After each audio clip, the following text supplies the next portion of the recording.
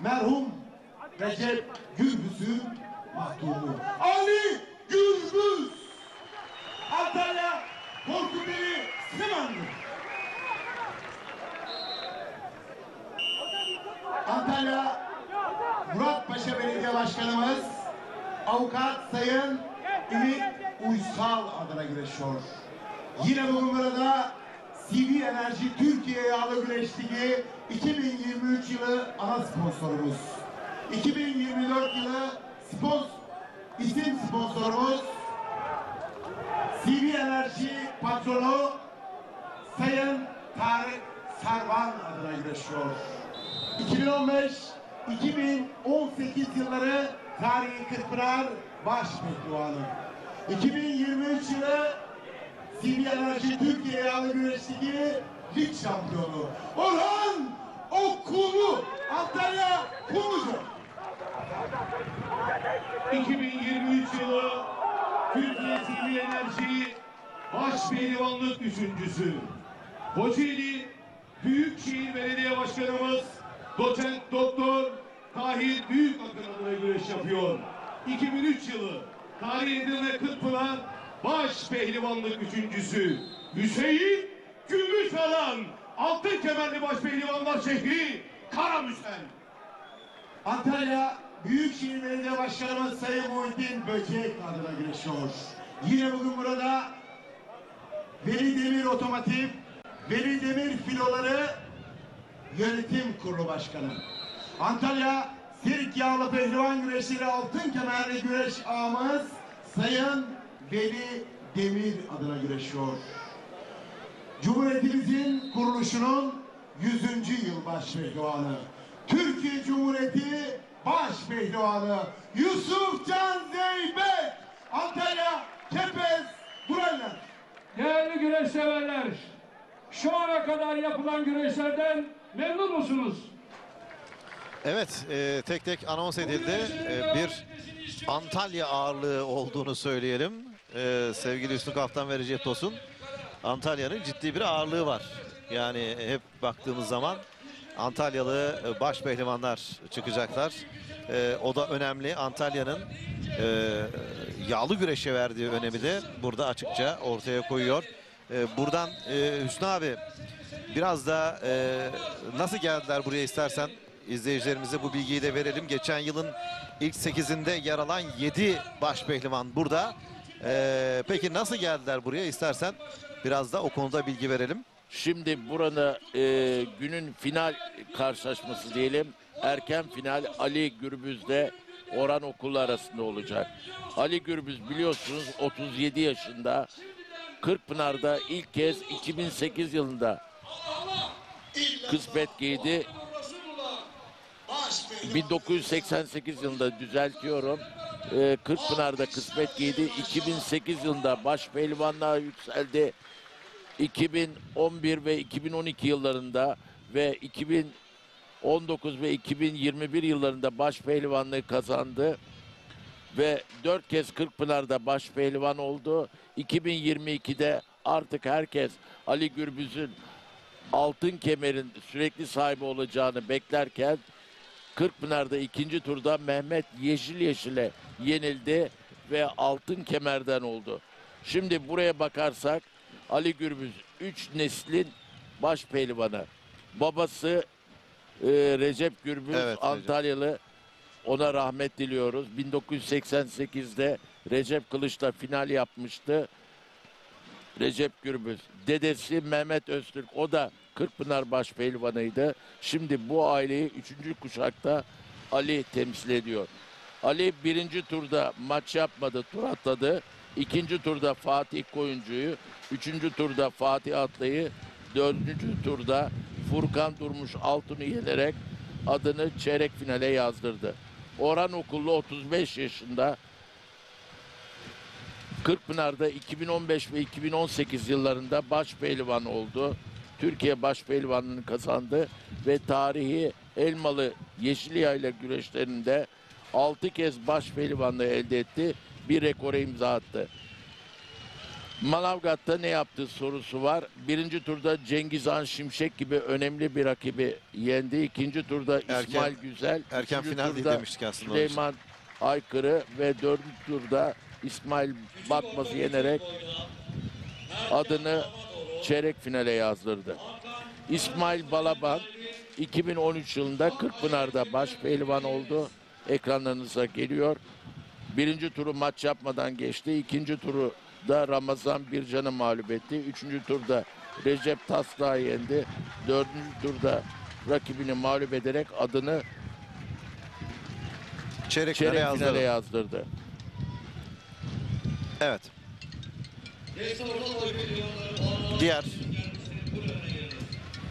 Diğer pehlivanları da hızlıca istersen yapalım yavaş yavaş, çünkü heyecan başlayacak. Artık peşrev zamanı tamamlanıyor.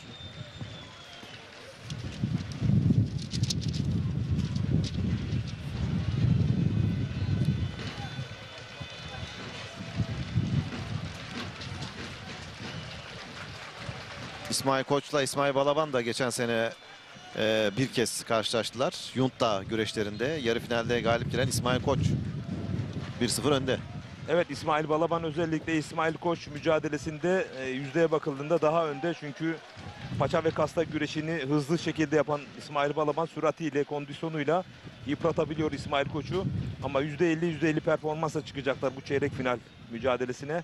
Ali Gürbüz'de Orhan Okulu geçen sene de 3 kez karşı karşıya geldiler ligde. Manavgat'ta yarı finalde, Yuntdağ'da çeyrek finalde güreşle karşı karşıya geldiler. Burada Ali galip gelmişti, hatırlayacaksınız. Seka Park'ta yarı final güreşinde de Orhan galip geldi. Ali 2-1 önde. Evet. Yani geçen yıl ilk defa düzenlendiği için böyle söyleyebiliriz. Yusufcan Zeybek'le Hüseyin Gümüşalan da geçen sene bir kez karşılaştılar. Seka Park'ta yarı finalde karşı karşıya geldiler ve galip gelen Yusuf 1-0 önde. Şu anda yani eşleşmelerde diyelim. Bundan önceki müsabakaların sonuçlarını da böylelikle aktarmış olduk. Son durum bu şekilde ama şimdi tabii yeni bir heyecan. Burada yeni bir sezon başlıyor ve o sezonunda ilk etabı Manavgat'ta. Geçen yıla bu yıla kıyasladığımızda performansları, makas aralıklarında yükseliş ya da düşüşler olabilir Murat Çimen, ancak Mutlaka. şöyle bir durum söz konusu. Kendi aralarındaki o derbi rekabetler hiçbir şekilde sarsılmıyor. Birbirlerini çok iyi tanıyorlar. Ne zaman nasıl güreşeceklerini çok iyi biliyorlar. Dolayısıyla her zaman Ali Gürbüz Orhan Okulu mücadelesi klasikler arasındadır yağlı güreşte. Kesinlikle, kesinlikle ve en üst, hep en top maç karşılaşmalardır. Dolayısıyla onların mücadelesi çok çok zevkli olur. Her şeyden önce isim. Yani baktığımız zaman Orhan Okulu, Ali Gürbüz isimleri Kırkpınar'a damga vurmuş. Yağlı güreşe damga vurmuş. İki önemli isim. Dolayısıyla da onların mücadelesi çok ama çok büyük heyecana sahne olacak. Sevgili Recep Tosun'un da dediği gibi geçen yılda bu eşleşmelerin maçlarını da hatırlatmış olduk aslında. Böylece bir eşleşmelerde son durumda bu şekilde. Tabii 2 gün boyunca yoğun yağmur vardı sevgili seyirciler. Bir kez daha hatırlatalım. Son 32 normal şartlarda dün yapılacaktı. Ama yoğun yağmur nedeniyle yapılamadı. Bugün son 32-16 yapıldı ve şimdi çeyrek final mücadeleleri kurallarda çekildi, yapılıyor. Dolayısıyla da bu bilgiyi bir kez daha aktaralım. Tabii dün çok fazla yağmur vardı. Bugün de rüzgar var. Dolayısıyla yine de hafta içi olmasına rağmen tribünlere baktığımız zaman bir ayrı ilgi var. Hele hele yaklaşık şöyle bakıyorum, saatler 5.30 gösteriyor. Herhalde bir 1,5 saat sonra falan daha çok işlerinden çıkanlar koşa koşa gelecekler buraya ve çok daha dolu olacak. Antalya deyince tabii yağlı güreş çok farklı. Biraz önce işte isimler sayılırken Antalya'nın ne kadar ön planda olduğunu açıkça gördük. Dolayısıyla da buraya, Antalya'ya özgü olduğunu söyleyebiliriz aslında yağlı güreşin, değil mi? Kesinlikle öyle. Bence başkenti. Evet. Turizmin nasıl başkenti ise aynı zamanda da yağlı güreşinde başkenti. Bundan sonra artık tabii heyecan dolu anları sizlere aktarmaya çalışacağız. Sevgili Recep Tosun buradan Biraz önce tahminleri aldık ama burada tabii herkes tahmin etmekte zor oluyor. Yani zor. şimdi Orhan Okul, Ali Gürbüz kim kazanır desek bunu bilme şansımız, tahmin Çok etme zor. şansımız bile Çok zor. çok zor. Yusufcan Zeybek, Hüseyin Gümüşalan eşleşmesi için. O da çok zor. O da- %50 ikisi de. Aynen. İsmail Koç, İsmail Balaban. İsmail Balaban'ı ben %51 diyebilirim. Çünkü son 3 haftada yapmış olduğu organizasyonlarda demoralize oldu ama çıkış yapabileceği en büyük fırsatı yakaladı ve bugün bakıldığında Mustafa Batu gibi çok dinamik bir baş pehlivanı çıkardı. Son 16'da eğer burada da İsmail Koç'u yendiği takdirde kendi doktrinini ortaya koyacak, kendi rüştünü ispatlayacak ve onun önünde yarı finalde kimse duramayacağı kanaatindeyim. Çünkü İsmail Yani Balaban bu adını çıkışı finale bekliyor. yazdırırım yani. Kesinlikle. Bu çeyrek final onun kırılma mücadelesi olacak. Eğer buradan da galip ayrılırsa İsmail Balaban için bu yıl farklı bir noktaya doğru evrilecek. O zaman Kırkpınar'a doğru da bir değil mi? Sıçrayış Özgüven olacak. Seçkin Duman, Serdar Yıldırım. Kendi kariyerleri adına bugün çok özel bir kapışmadalar. İlk İki kez genç. podyuma çıkacaklar. İkisi de CV Enerji Yağlı Güreş Ligi'nde. Evet ve çeyrek final yapacaklar. Ben Eşleşmeler. şunu saptamak istiyorum. İsmail Balaban yaklaşık 1 saat güreşti. 4. turda puanlama güreşi yaptı. Biraz daha yorgun. Batu'yla. Tabii Mustafa Batu'yla puanlama güreşi yaptı. O da bir hayli efor harcadı. Onu da göz önünde bulundurmak lazım. Ben yağlı güreşte hiçbir zaman oran veremiyorum. Çünkü burası er meydanı. Bakıyorsunuz orada bir hata yapıyor, kayıyor, bedeni kayıyor ve kendi altta kalabiliyor. Kendi oyunuyla yenilebiliyor. O yüzden yağlı güreşte böyle oransal tahminler yapmak çok zor. Ya zaten 8 tane pehlivan, ligin 7 baş pehlivanı ilk sıraya alan baş pehlivan şu anda burada. Yani şunu söylemek istiyorum. Türkiye'nin en elit baş pehlivanları şu anda çeyrek finalde Yani herkes mücadele herkesi ediyor. yenebilir Tabii ki. diyoruz. Evet, şu anda yönetmen arkadaşımız Barış Kömez'e de teşekkür ediyoruz. Ekranda 4'e bölmüş durumda ve işte Serdar Yıldırım, Seçkin Duman, Hüseyin Gümüşalan, Yusufcan Zeybek, Ali Gürbüz, Orhan Okulu, İsmail Balaban, İsmail Koç 4'e böldü. Buradan daha rahat çünkü alanda zaman zaman hakemler önüne geçebiliyor. Diğer müsabakalarda olabiliyor ama buradan da daha rahat bir şekilde izleyip izleyicilerimize aktarabiliriz. Şu anda 3 dakika 46 saniye oldu sevgili seyirciler.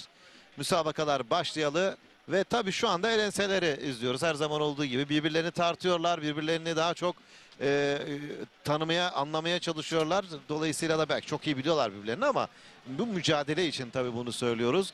Ve işte elenselerle yıpratmaya çalışıyorlar. Biraz önce aslında İsmail Balaban'la ilgili önemli bir noktaya temas etti Üstü Kaftan.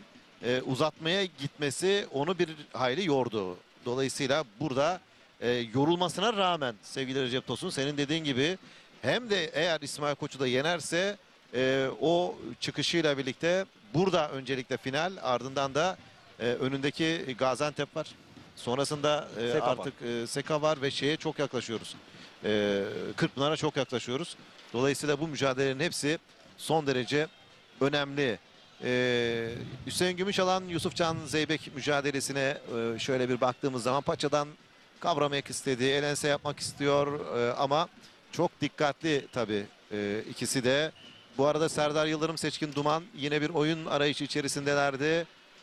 Kaldırıyor hakem ayağı. Ali Gürbüz, Orhan Okulu iki efsane diyeceğiz. Gerçekten de Türk Yağlı Güreşi'nin iki efsanesi. Onlar da şu anda bakın elenselerle mücadele ediyorlar. Tabii birçok güreş sever herhalde bu ikiliyi finalde görmek isterdi. Yani bekledikleri buydu ama çeyrek finalde eşleşmeler muhtemel artık. Ben İsmail Balaban özelinde de az önce söylediği 1,5 saat güreş yaptı. Eğer İsmail Koç'u yendiği takdirde ben momentumu sadece bu organizasyonda değil hem Gaziantep hem Seka Park hem Kırkpınar'a kadar sürükleyeceği kanaatindeyim İsmail Balaban özelinde. Evet, eğer bu maçı kazanırsa hem burada final hem de bundan sonraki puanlamalarda, çünkü puanlı oluyor artık lig usulü tabii. Burada da ben İbrahim Türkiş'te kutlamak istiyorum. Gerçekten öncelikle bu federasyonun kurulması bence güzel bir organizasyon oldu. Ardından da bunun puanlama usulüne göre olması birçok tartışmayı beraberinde getiriyordu daha önce. Artık tartışmalar da bence bitti. Çünkü her baş pehlivan buradan aldığı puanları taşıdığı için çok daha renkli, çok daha çekişmeli oluyor. Bunu da aktaralım sevgili seyirciler. Evet, Serdar Yıldırım Seçkin Duman mücadelesinde şu anda bakın yerde oyun arayışı içerisindeydi. İki baş pehlivan da, bir yandan diğer karşılaşmalara da bakıyoruz. Yerde oyun çabası Serdar Yıldırım Seçkin Duman mücadelesinde. Belden kavramaya da çalışıyor. Diğer müsabakalarda tabii ki devam ediyor. Hazreti Peygamber gibi kopmadıktan sonra 6 dakika 46 saniye oldu. Şu anda Manavgat Ilıcaer Meydanı'nda başlayalı sevgili seyirciler. Müsabakalar başlayalı. Yaklaşık 7 dakikalık bölüm ve oldukça dikkatli bir şekilde devam ediyor. Şimdi Murat kardeşim, şunu hatırlatalım seyircilerimize. Geçen yıl güreşler 40 dakikaydı ve 10 dakikalık puan süresi, puanlama vardı. Artık bu yıl baş pehlivanlık güreşleri 30 dakikaya indi ve 10 dakikalık güreş süresi kaldırıldı. Karşılaşma bitinceye kadar ilk puanı alan güreşçinin galibiyetine Süresiz kadar oldu. devam Evet, ediyor. süresiz oldu. Evet. Yani bunu da söyleyelim. şöyle oldu. Yağlı güreşi eski geleneğine döndürmek amacıyla böyle bir karar aldı federasyon. Bir de şunun altını çizeyim. Türkiye Geleneksel Güreşler Federasyonu Başkanı Sayın İbrahim Türkiş gerçekten büyük bir özveri gösterdi ve bu ligi 2. yıla taşıdı. Çok önemliydi bu lig güreşi. Geçen yıl 6 güreş vardı ligde. Bu sene 2 güreş çıktı. Bursa'yla Yunus Emre çıktı ve böylece onun yerine Elmalı güreşleri aldı ve Türkiye baş pehlivanlarının final güreşi tarihi Elmalı yağlı güreşlerinde olacak. Evet. Eylül ayında. Bu arada Serdar Yıldırım Seçkin Duman mücadelesinde şu anda bastırdı.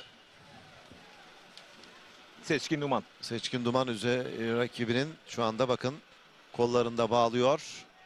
Zaten o mücadele yerde bayağı devam etti. Yer oyunları aradılar. Ve Seçkin Duman da o noktayı şu anda iyi buldu ve rakibinin üzerinde şu anda. Tıpkı Ali Gürbüz Orhan Okulu gibi Seçkin Duman, Serdar Yıldırım da birbirlerini çok iyi tanıyorlar. Çünkü küçük orta boyundan beri başa kadar beraber çıktılar. Evet. Aynı jenerasyonu temsil eden iki genç baş pehlivan. İki genç baş pehlivan ve Serdar Yıldırım Seçkin Duman. Diğer 3 müsabakada şu anda ayakta devam ediyor. Onlar da şu anda oyun arayışları içerisindeler sevgili seyirciler. İsmail Balaban, İsmail Koç, Hüseyin Gümüşalan, Yusufcan Zeybek, Ali Gürbüz, Orhan Okulu, Serdar Yıldırım Seçkin Duman. Oradan bir oyun çıkar mı? Şimdi iç kazık mı deniyor? Tam tabii diğer taraftan soldan göremiyoruz. İç kazık arayışı İç kazık içerisinde ama arayışında. birbirlerini tanıyorlar. İyi kapanacaktır. Şu anda kapandı. Ona izin vermedi. İç kaza. Şimdi göğsünden kavramak istedi. Paçadan yakalamak istiyor herhalde. İzin vermiyor yine. Paçadan da izin vermiyor. Yeniden kazık denedi. Serdar Yıldırım Seçkin Duman mücadelesinde kafasından da bastırıyor rakibinin. Değişik oyun arayışlarını şu anda yapıyor. Buraya kadar hani yakalamışken buradan kazanmak istiyor tabii. Yine bakın kazık çok iyi kapanıyor bu arada. O kadar iyi kapanıyor ki o kazık denemelerinin hepsini bakın bertaraf Savuşturuyor, etti. evet. Şimdi yine belinden kavradı. Seçkin Duman şu andaki müsabakalar içerisinde en heyecanlısı o durumda şu anda. Diğerleri daha ayakta devam ediyor. Tek yerde olan güreş Evet. o. Seçkin Duman şimdi rakibini bastırmış durumda. Evet, bastırdı ve buradan oyun arayışları içerisinde koltuk altından çekti, kazık denemeleri yaptı ama Serdar Yıldırım'ın iyi savunma yaptığını görüyoruz. Kılelerle arıyor Seçkin ama tabii Serdar da çok iyi bir pehlivan. Bir de biraz önce sevgili Recep Tosun'un da dediği gibi iyi tanıdığı için rakibinin neler yapabileceğini iyi tahmin ediyor. Bakın şimdi yine bir kazık. Dış kazık. Evet, yerde kalma süresi Bitti. bittiği için Çayır hakemi ayağa düdüğü çaldı, kaldırıyor. ayakta Evet. başlatıyor. Çünkü belirli bir sürede eğer oyun olmazsa maçın hakemi de ayağa kaldırıyor ve ayakta. Ama yine bakın yerde ikisi de yerde oyunu tercih ediyor. Yine ikisi de eğildi yerde, kafasına doğru bastırıyor şimdi. Arkasına geçmek istedi, başaramadı.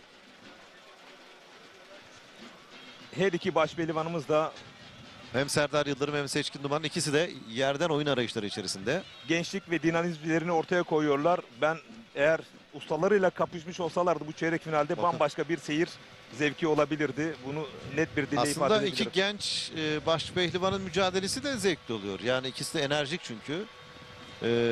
O da şu anda bence iyi. Bu arada diğer mücadelelerde de artık biraz daha değil mi süre geçtikçe yavaş yavaş İsmail Balaban, İsmail Koç mücadelesinde de İsmail Balaban dalmak istedi. Küçük orta Tekten gerdanlamadan güreş yapacak pehlivanlar gelmeyenlerin Ayağa kaldırdı maçın hakemi. Bu arada itiraz var. evet 5 numaralı Çayır hakemi Önder Gürmez. Çok tecrübeli Çayır hakemi. Evet. Şimdi güreşte biliyorsunuz gerdanlama oyunu yapmak son derece tehlikeli olduğu için yasak oyunlar arasında yer alıyor. Evet. Onu da seyircilerimize bildirmek isterim. Daha doğrusu kasnak ya da paçanızı mutlaka pehlivanın tutması gerekiyor ki o boyunduruğu vurabilmeniz. Evet. Eğer paça ve kasnağınız yoksa vuramazsınız tek başına. Paça kasnak olmadığı için de maçın hakemi durdurdu. Şu anda yeniden devam ediyor ayakta. Bu arada yine Seçkin Duman, Serdar Yıldırım mücadelesinde yerde oyun arayışları devam ediyor. Bu da tabii değişik bir yöntem değil mi? Yani yerde sürekli hiç başından bu yana hiç ayağa kalkmadılar.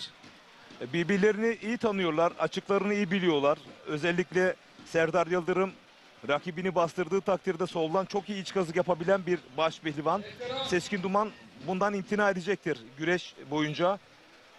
Yarım saatte süre olduğundan dolayı puanlama kısa bir süre kalacak. Dolayısıyla Şu anda- pehlivanlarımız puanlamaya doğru evrildi mental olarak benim Evet. ön kanaatim. 14. dakikadayız şu anda. Ve Tabii. 20. dakikaya kadar bakalım ne olacak onu hep birlikte göreceğiz. 20. dakikadan sonra da artık 30 dakikanın tamamlanması için pehlivanların rölantisi düşecek. evet. Acaba 20'den sonra artık biz bu maçı alalım gibi O mi? mentaliteye girmiyor, o riske girmiyorlar. Evet. O değil, daha çok daha kontrollü. Puanlamaya kadar rezervlerini Evet. normale çekmeye çalışıyorlar. Çünkü eğer puanlama olursa bir süre olmayacağı için de enerjisini en iyi şekilde kullanmak isteyeceklerdir. Bunu en iyi yapabilen kim dersen Orhan Okulu. Evet, iyi kullanıyor değil mi? İnanılmaz derecede. Enerjisini Çok sabırlı. depolayıp, evet. Herhalde sabrından dolayı da olabilir. Evet. Ali Gürbüz de şu anda ikisi de birbirlerini iyi tanıyorlar. Ali Gürbüz, Orhan Okulu bakın şu anda çok sakinler. Daha doğrusu Ali Gürbüz inisiyatifi Orhan Okulu'ya veriyor. Kasnakları vererek, onu hücumlara zorlayarak puanlamaya kadar performansını minimum seviyeye çekme çabasında Ali Gürbüz. Orhan Okulu aynı tempoda. Orhan Okulu'nun şöyle bir özelliği var Murat. Orhan Okulu rakibinin göğsüne kafasını dayayıp sürekli kaslardan çalışmaya gayret eder. Onu da özellikle uzatmalarda çok yapıyor. Bakın Bak yine yine yaptı. kafayı Yine dayadı. yaptı, evet. Orhan'ın özelliği bu. Oradan kasnaktan rakibini tutuyor. yıpratayım diyor. Evet, kasnaktan da tutuyor. Rakibini yormaya çalışıyor. Özellikle puanlama devresinde sol eli kasnakta, sağ eli paçada yakalandığında bütün gücüyle yükleniyor. Değil Ama mi? söz konusu eğer Yusufcan Zeybek ise o çok farklı, çok özellikli. Çünkü Orhan Okulu'nun Evet, bu sol eli arada- kasnakta, sağ eli paçadayken yaptığını tam tersinde Yusufcan Zeybek sağ eli kasnakta, sol eli paçada yapabiliyor, sağlı sollu. Yani iki kartlık güreşebilen çok ender meziyette bir baş pehlivan. Bu arada Sultan İsmail Balaban biraz önce tek daldı, yakaladı ama kaçırdı. Eğer kaçırmasa oradan bir oyun yapabilirdi. Tabii aynı anda 4 güreş birden olunca bizler de böyle dikkatli bir şekilde kaçırmadan anlatmaya çalışıyoruz ama tabii ki yanımızda çok usta iki isim var. Hüsnü Kaftan gibi bizim üstadımız var. Recep Tosun gibi yine, onu da bakıyorum şöyle gözlerini 4 açmış durumda. Dolayısıyla bütün mücadeleleri sizlere anlatmaya çalışıyoruz. Ama şunu ifade Seçkin edebilirim. Duman, Serdar Yıldırım yine yerdeler. Hiç ayağa kalkmadılar. Şöyle baktığımız zaman 17. dakikadayız. Bu şekilde devam ediyor. İsmail Balaban'ın her hamlesi İsmail Koç'tan bir parça kopartırcasına çok net bir hamleler yapıyor. Öyle göstermelik değil. Evet. Burası çok önemli. Bu arada Muratçı ben. bakın yine tek dalmak istedi. Paçadan tutmak istiyor. Rakibi de boynundan tutmak istedi bu arada. Düşürdü rakibini. Arkaya geçti, bastırdı. İsmail Balaban yani sanki bundan önce hiç puanlama yapmamış gibi çok diri. Rakibinin de boy üstünlüğü var, bir de onu da söyleyelim.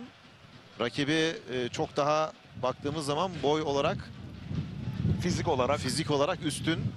Ona rağmen İsmail Balaban bu arada başına herhalde bir darbe aldı. O sırada şu anda eli geldi ya da kolu geldi. Şu anda evet yerde. Yönetmen arkadaşımız Barış Kömez de gerçekten hiçbir anı kaçırmıyor. Yine bakın o anı da sizler için hemen yakaladı. Evet, devam ediyor. Diğer mücadelelere bakalım. Şu anda Orhan Okul, Ali Gürbüz başladığı gibi, özellikle 18 dakika oldu. Hiç değişmedi. Yine Seçkin Duman, Serdar Yıldırım mücadelesi. Onlar da öyle yerde oyunu aramaya devam ediyorlar. Yusuf Can Zeybek, Hüseyin Gümüşalan, İsmail Koç, İsmail Balaban, tüm karşılaşmalar devam ediyor. Yarım saatlik süreden sonra sınırsız bir puanlama süresi başlayacak sevgili seyirciler. Geçtiğimiz yıl 40 dakika ve ardından 10 dakika uzatma vardı ama bu kez yarım saate indi normal süre, ardından da sınırsız. Dolayısıyla da bugün gecenin ilerleyen saatlerine kadar sizlerle birlikte olacağız diyebiliriz. Bugün buranın baş pehlivanı kolay çıkmayacak sevgili seyirciler. Bir kez daha belirtelim. Yoğun yağmurdan dolayı son 32 dün yapılamadı, bugün yapıldı. Ardından son 16 çeyrek final, dolayısıyla sporcular için de kolay değil. Bir günde bu kadar mücadele yapmak. Eğer dün yapmış olsalardı son 32'yi biraz daha dinlenmiş olacaklardı. Tabii bu acaba nasıl etkiler? Yani daha erken mi bitmesini sağlar yorgunluktan dolayı? Yoksa çekişmeyi daha mı uzatır? Bunu da göreceğiz. Nasıl yansıyacağını. bence ne uzatır ne kısaltır. Aynı şekilde devam kendi eder. taktiklerin dışına hiç çıkmıyorlar. Bugünkü yorgunluğu anlamında söylüyorum. Dün olsa biraz daha dinleneceklerdi. Bugün dinlenme şansları olmadan son 32'den itibaren mücadele ettiler. Normale göre daha fazla maç yaptılar. Yani her zaman 32'yi yapıp ertesi gün 16 çeyrek ve yarı ardından final yapılıyordu. CV Enerji Yalı Güreş 2 özelinde katılıyorum ama yerel ve mahalli güreşlerde de uzun soluklu oldukları için bir günde 50-60 güreşinin de eritildiği, mesela geçen hafta Fethiye Karaçula güreşleri bir günde 72 baş pehlivan eritildi. Evet. Ama burası için, CV Enerji için sistem bu şekildeydi. Bir ilk oldu. Bakalım nasıl yansıyacak. Oldukça dikkatli Hüseyin Gümüşalan, Yusufcan Zeybek.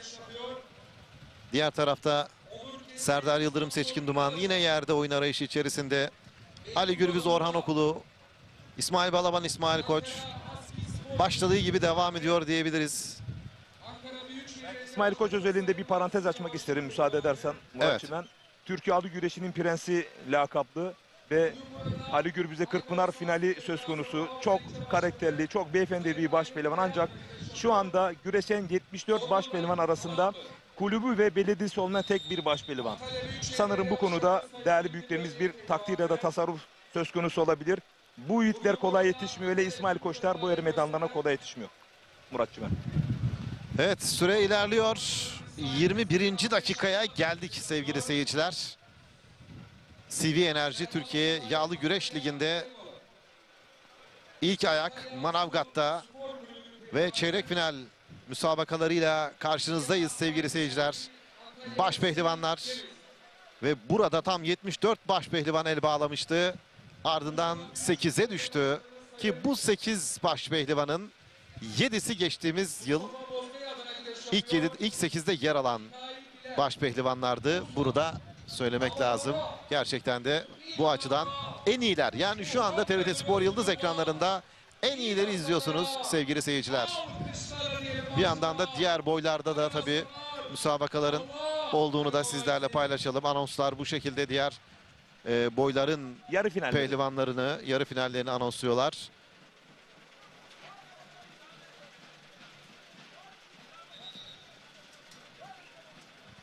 Tüm hızıyla da müsabakalar devam ediyor. 22. dakikadayız. 8 dakika sonra 30 dakika tamamlanacak ve ardından sınırsız bir puanlama süresi başlayacak. Puan alana kadar ve puan alanda adını yarı finale yazdıracak sevgili seyirciler. Herhangi bir ithal anonsu duymadım. Şu ana kadar ben de duymadım. Çünkü bu turlarda ithalla diskalifiye edilmesi hiç içimize sinmediği bir durum. İnşallah memnun da olmaz. verici, Evet. İnşallah. Hak eden kazansın. Orhan Okulu, Ali Gürbüz. İki efsane sevgili seyirciler. TRT Spor Yıldız ekranlarında çeyrek finalde ama sanki bir erken final diyebileceğimiz iki efsane şu anda ekranlarınıza yansıyor. Orhan Okulu, Ali Gürbüz. Yağlı güreşin olimpiyatlarında başarılı olmuş. Kırkpınar'da baş pehlivan olmuş. Dolayısıyla yine işte Orhan Okulu kafayı yasladı. Kasnak'tan da tutuyor. Bu Klasik. İkisi de bu turları, bu havaları en iyi uzun yıllarda soluyabilen çok tecrübeli baş pehlivanlar. Çok deneyimli. Ve birçok hani güreş severin finalde görmek istediği bir karşılaşmaydı. Dolayısıyla şu anda bir erken final izliyorsunuz. Serdar Yıldırım, Seçkin Duman hala yerdeler. Yerde oyun arayışı içerisindeler. Bir ara aslında Seçkin Duman bastırmıştı. Orada oyun arayışı içlerine girdi ama süre yetmedi. Dolayısıyla ayakta devam etti. İsmail Balaban, İsmail Koç mücadelesinde İsmail Balaban'ın biraz daha hareketli olduğu anlar vardı. Ama şu anda biraz o da yoruldu. Dinlenişe geçti. Çünkü bir önceki turda uzatmaya gitmişti. Mustafa Batu'yla. Evet, Mustafa Batu'yla. Dolayısıyla o da iyi kullanmak zorunda. O nefesini diyelim. Ve biraz önce de bahsettiğimiz gibi 20. dakikadan sonra artık riske girmek istemiyorlar. Sevgili seyirciler. Baş pehlivanlar. Ve işte bakın. Çok dikkatliler. Ali Gürbüz, Orhan Okulu. Yine Orhan Okulu'nun kafasını yasladığını görüyoruz. Ama o da hiç riske atmıyor. Sabırla bekliyor. Ali Gürbüz de öyle aslında sabırla bekliyor. O da şu anda bir oyun arayışı içerisinde değil. 20. dakikaya kadar İsmail Balaban'ın ciddi atakları vardı. Şu anda İsmail Koç bakın bekliyor. İsmail Balaban da onu böyle kontrol ediyor. Ama artık tüm güreşlerde sanki bu süre tamamlansın da süresiz uzatmaya gidelim düşüncesi hakim oldu değil mi? Murat, gerçekten şunu söyleyeyim. Sen yıllarca minder güreşi anlattın. Şimdi burada puanlama güreşinde minder güreşinden gelenler biraz daha avantajlı. Çünkü puanlamada minderde başarılı olan pehlivanlar özellikle yağlı güreşte puanlamaya kaldıkları vakit o güreşin. Evet, puanlama anonsu geldi baş pehlivanlar özelinde. Evet. Puanlamaya gidiyorlar. Puanlamaya gidiyorlar. Zaten görüntü belliydi. Hani hepsi ben dedim ya biraz önce bitse de puanlamaya gitsek havasındalardı. Nitekim puanlamaya gitti. 25 dakika. Sanırım salavatlama ve peşrevi de içine Dahil kattılar. etmişler. Kattılar, evet. Ve puanlamaya gidildi. Artık bundan sonra sevgili Hüsnü Kaftan ve Recep Tosun sınırsız bir puanlama bizi bekliyor. Süre. Altın gol mü, altın puan mı diyelim. Evet, altın biz puan diyelim. Futbol terimlerini burada dışarı bırakalım. Zaten sürekli her yerde futbol konuşuluyor. Biz artık tamamen yağlı güreş terimlerini kullanalım. O yüzden altın puan diyelim. O altın puanı alan burada çayırda koşarak onu ilk çeyrek finale, yarı finale taşımanın sevincini yaşamış olacak. Bizler de heyecanla bekliyoruz. Bakalım Hüsnü abi neler söyleyecek. Şimdi burada ilk puanı bastıran güreşçi karşılaşmanın galibi olacak. Evet. Ama burada bir hususa dikkat etmek gerekiyor. Özellikle tam hakimiyet gerekiyor. Evet. Geçtiğimiz yıllarda Evet, o çok tartışıldı. tartışmalar vardı. Oldu, hakim olmadı gibi, ama bu yıl bir uygulama getirildi. Güreşte tam hakimiyet. Eğer bastırıyorsan, rakibine tam hakimiyeti sağlıyorsan karşılaşmanın galibi oluyor. Evet. Göreceğiz onu da sevgili Recep Tosun. Puanlama nasıl Evet, olacak? ben az önce de söylemiş olduğum gibi 4 karşılaşmada da %50-%50'deyim ama İsmail Balaban'ın her hamlesinde İsmail Koç'tan bir parça koparttığını ve puanlamaya da bu mental üstünlükle Yıprattı gireceği, biraz, değil mi? yıprattı. Rakibini Ve bu yıprattı. mental üstünlükle gireceği öngörüsünde bulunabilirim. Tabii şu var yani hele hele çeyrek finalde yüzde vermek çok zor. Yağlı güreşte yüzde vermek de zor ama şu var. Buradaki baş pehlivanların buraya kadar geldikleri mücadeleler, performansları hepsini bir araya koyduğumuz zaman bir tık önde diyebiliriz belki. Ya da bir tık geride diyebiliriz. Ya yüzde vermeden belki daha sağlıklı olabilir. Yani şimdi Orhan Okul, Ali Gürbüz de burada tamamen yani eşit şu anda. Her sonuç çıkabilir. Yine diğer eşleşmelerde de öyle. Çünkü burada çeyrek finale gelmiş ikisi de. Ama Orhan Okulu özelinde şunu dile getirebilirim. Murat Çimen dün Cengiz Han Şimşek gibi bu yılın en formda baş pehlivanı yenilip bu turda da Megastar Ali Gürbüz'ü çeyrek finalde saf dışı bırakırsa bence bugünkü baş pehlivanlığından çok çok daha kıymetli bu iki özel karşılaşma. Evet. Şimdi ben şunun altını çizeceğim. Ali Gürbüz'ün tırpanlarına dikkat etmek lazım. Ali öyle ilginç ki ayakta bir tırpan atıyor, rakibini düşürebiliyor. Ona da dikkatinizi çekmek istiyorum. Özellikle göğüs çaprazı ve budamada da üstüne yoktur. Ama Orhan Okul da bunu iyi biliyor. Mücadele başladı. Evet. Artık bundan sonra Söz pehlivanlarımızın. söz pehlivanların diyoruz. Çünkü Allah yardımcıları olsun. Kim hak ediyorsa o kazansın. evet. Artık sınırsız bir süre. Ben de kronometremi çalıştırdım. Bakalım en son kim hangi süre içerisinde adını yarı finale yazdıracak. Tabii bu arada güreşte de önemli bir organizasyon vardı, hatırlayacaksınız. Yusuf Taşkan şu anda bize mesaj atmış. Kendisi güreşin çok şeyi. Bu arada Seçkin Duman. Seçkin Duman yakaladı. Çok hızlı başladı mücadele. Seçkin Duman Serdar Yıldırım mücadelesinde ama oradan kurtardı kendini. Bir kez daha şimdi yer oyunlarında çok hareketliler. birbirlerini tanıyorlardı. Normal sürede biraz daha durgunlardı ama puanlama başlar başlamaz artık o kadar hızlı girdiler ki demek ki o sürede hem birbirlerini tanıdılar hem dinlendiler. Şimdi arkasına geçip bastırmak istiyor rakibinin ama orada kafasından Boyunduruğu koltuk altından vurdu. boyunduruğu vurdu, yakaladı. Seçkin biliyorsunuz karşılaşmanın başından beri hep sürekli yer güreşini tercih etti. Evet. Sanıyorum kendini yer güreşinde daha mı etkili görüyor?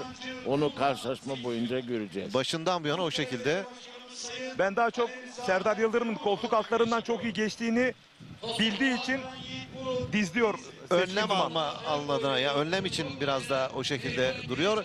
O durunca rakibi de tabii ister istemez yerde devam ediyorlar ama heyecan bu kez ayakta devam ediyor.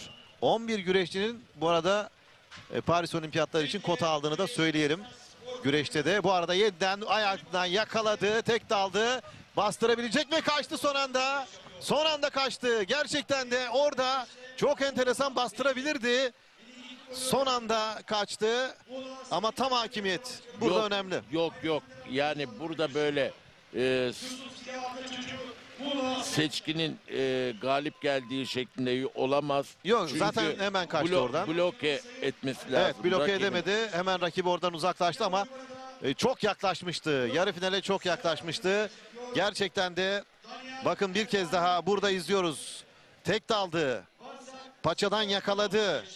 Ardından bastırmak istedi. İndirdi de aslında ama bastıramadı. Çok iyi kaçtı. Bir kez daha yakaladı. Bu kez indiriyor. Serdar Yıldırım. Evet, Serdar Yıldırım kazanıyor. Bu kez Serdar Yıldırım indiriyor rakibini ve yarı finale yükselen ilk baş pehlivan Serdar Yıldırım oluyor. Ve söylemiş olduğum gibi sol koltuk altından sırt aşağı yendi. Evet. Murat Çimen puan almadı. Sırt aşağı yendi. Yani onu o şekilde bu kez indirdi sırt aşağı. Serdar Yıldırım kazandı. Adını yarı finale yazdıran ilk baş pehlivan oluyor. Manavgat'ta sevgili seyirciler. İşte Serdar Yıldırım. İki genç karşı karşıya geldi Seçkin Duman'la. Seçkin Duman puanlamada bastırmıştı rakibini. İşte bir kez daha izliyoruz. Bakın burada kazığı vuruyor. Ardından indiriyor. Ben burada bohça oyununu minderde de biliyorsun. Serdar'ın burada çok güzel bir bohçalaması var. Ve sonunda da Galibiyeti Serdar aldı. Yıldırım adını yarı finale yazdırdı. Böylelikle ilk yarı finalist Serdar Yıldırım oluyor sevgili seyirciler. Evet. Geride 3 maç kaldı. Orhan Okul, Ali Gürbüz, Yusuf Can Zeybek, Hüseyin Gümüşalan, İsmail Koç, İsmail Balaban. 2 İsmail'den bakalım hangisi adını yarı finale yazdıracak. İşte mücadeleler ekranlarınıza yansıyor sevgili seyirciler. Çok hızlı başladı zaten Seçkin Duman Serdar Yıldırım müsabakası. Yani puanlamayı öyle bir beklemişler ki puanlama başlar başlamaz hemen ikisi de aradı ama Serdar Yıldırım bitirdi, adını yarı finale yazdırdı. Evet, şimdi diğer karşılaşmalarda sanki Orhan Okul Ali Gürbüz mücadelesi epey sürecek gibi geliyor bana. Şu anki görüntü. Katılıyorum. Diğerlerinde de bakın çok kontrollüler. Yusuf Can Zeybek, Hüseyin Gümüşalan, İsmail Koç, İsmail Balaban, Orhan Okulu, Ali Gürbüz. İşte iki efsane. Er Meydanı'nın iki efsanesi sevgili seyirciler. Elenseler. Bu arada İsmail Koç. İsmail Koç, İsmail Balaban mücadelesinde de aslında tıpkı süre zamanında olduğu gibi yine yıpratmaya devam ediyor İsmail Balaban rakibini. Evet, diğer Baş pehlivanlık güreşinde İsmail Koç ile İsmail Balaban arasında geçen müsabakada ihtar geldi herhalde. Evet, İsmail Koç'a bir ihtar geldi. İsmail Koç'a artık daha dikkatli olması lazım. Şimdi işte Orhan Okulu, Ali Gürbüz mücadelesi de devam ediyor. Evet, teşekkür ediyoruz yönetmen arkadaşımıza da. 3 karşılaşmayı sevgili Barış Kömez ekranlara taşıyor. Çok kalabalık çünkü şu anda Er Meydanı. Buradan da takip edebiliyoruz. İsmail Balaban yine kasnaktan yakaladı. Rakibinin fizik gücü tabii önemli. Burada bakın Çok önemli. oyun yapmasına izin vermiyor çünkü. Çok güçlü İsmail Koç. Şimdi İsmail Balaban enseden bastırdı. Ali Gürbüz, Orhan Okulu mücadelesi. Hüseyin Gümüşalan, Yusuf Can Zeybek. Çeyrek final. İlk yarı finalist Serdar Yıldırım oldu. Bir kez daha ekranlarını yeni açanlar olabilir, hatırlatalım. Seçkin Duman'ı mağlup etti. Puanlamada bastırdı. Daha doğrusu rakibini indirdi diyelim sırt üstü. Serdar Yıldırım 2 yıldır başa güreşiyor ve kariyerin zirvesine çıktı ilk kez. Evet. Elde ettiği en büyük başarı. Kariyerindeki en büyük başarıyı CV Enerji Türkiye Yağlı Güreş Ligi'nde elde ediyor. Seçkin Duman da tabii genç bir baş pehlivan. O da ilk kez böylesine çeyrek finale kaldı. Ve farklı bir eşleşme olsaydı iki genç belki de yarı finallere çıkabilirdi. Ama tabii ki şimdi efsaneler karşı karşıya. Orhan Okul, Ali Gürbüz. Şu anda kontrollü. 3 güreşte oldukça kontrollü. Yine İsmail Balaban'ın biraz daha aslında aktif olduğunu görüyoruz. Hüseyin Gümüşalan, Yusufcan Zeybek mücadelesinde de şu anda bakın heyecan devam ediyor. Orada da şu anda birbirlerini tartıyorlar. Bu arada ayağından yakaladı. İsmail Balaban indirdi. İsmail Balaban indiriyor ve rakibini yeniyor. Böylelikle yarı finale yükselen bir diğer baş pehlivan oluyor Serdar Yıldırım'dan sonra. Bakalım orada tırpan mı yaptı? Tam ben de göremedim. O kalabalık içerisinde ayağına Sol tırpan. sol tırpan yaptı. Evet, doğru tahmin ettim, gördüm daha doğrusu. Ve İsmail Balaban biraz önce sevgili Recep Tosun demişti ki bu uzatmaya rağmen, yani bir önceki turda puanlamaya gitmesine rağmen eğer bunu da yenerse müthiş bir motivasyon olacak demişti. Katılıyor musun Üstü Kaptan? Şimdi tabii ki İsmail Balaban minder güreşini çok iyi yapan bir isim. Evet, O da burada minderden geldi. Türkiye dünya puanlamada şal var. önemli. Bir Bakın, kez daha izliyoruz. şimdi Bakın burada tek dalıyor. tek daldı, yakaladı. Oradan ardından rakip da havalandırıyor rakibini. Bakın. tırpanlıyor değil mi sonrasında? Bakalım, ayağını göremiyoruz. Şurada Evet. tırpanladı, evet. Tırpanladı ve indirdi. Orada da sonrasında da adını yarı finale yazdırdı. Tam ona tırpan demeyelim de ona çangal diyelim. Çangalı taktı. Evet. Şimdi Yusufcan Zeybek. devam ediyor. Artık Orhan Okulu, Ali Gürbüz, Yusufcan Zeybek, Hüseyin Gümüşalan. Sadece 2 mücadele kaldı sevgili seyirciler. Yarı finale önce Serdar Yıldırım, sonra İsmail Balaban yükseldi. İsmail Balaban, İsmail Koç'u, Serdar Yıldırım Seçkin Duman'ı yendi.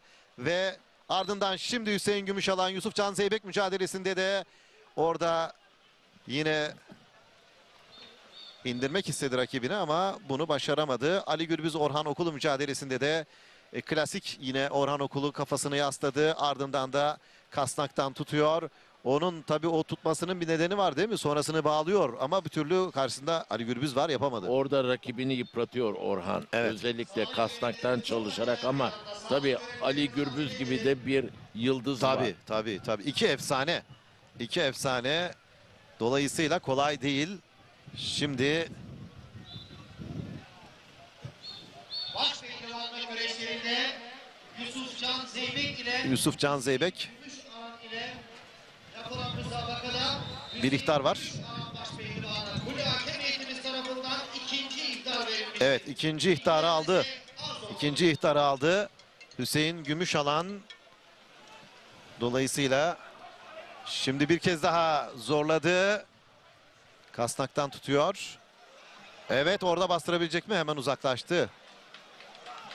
2 kez denedi Hüseyin Gümüşalan. Evet, Gümüşalan 2 kez denedi. Uzun boyunun da avantajı var tabii, onu da söyleyelim. Yusufcan Zeybek. Baş pehlivanlık güreşlerinde Ali Gürbüz Orhan Okulu mücadelesi de bakın devam ediyor. Benim tahminim Orhan Okulu baş pehlivana Kule Hakem Heyetimiz tarafından bir ihtarda Orhan Okulu'ya geldi bu arada. Orhan Okulu'ya geldi. Şimdi Hüseyin Gümüşalan, Yusufcan Zeybek. Hüseyin Gümüşalan biraz daha sanki değil mi arayış içerisinde olan, daha çok ama yorulan diyelim belki de, neticelendiremedi, bastıramadı. Diğer tarafta Ali Gürbüz Orhan Okulu'ysa başladığı gibi devam ediyor. Bu da enteresan. Bunu da söyleyelim. Bu arada 11 dakika 36 saniye oldu. Güreşler puanlamaya geçelim.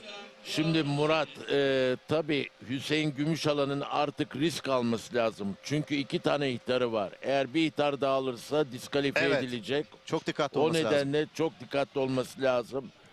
Orhan Yoksa- Okulu da bu arada bir ihtar aldı biraz önce. Onun da bir ihtarı var. Ama acaba ihtarla mı biter? Hadi bunu konuşalım o zaman. İşte benim arzu etmediğim Diskalifiyeyle mi aslında, arzu etmediğim bu. Çünkü çok emek veriyor pehlivanlar ama tabii karşı tarafta Evet, bu arada kazandı.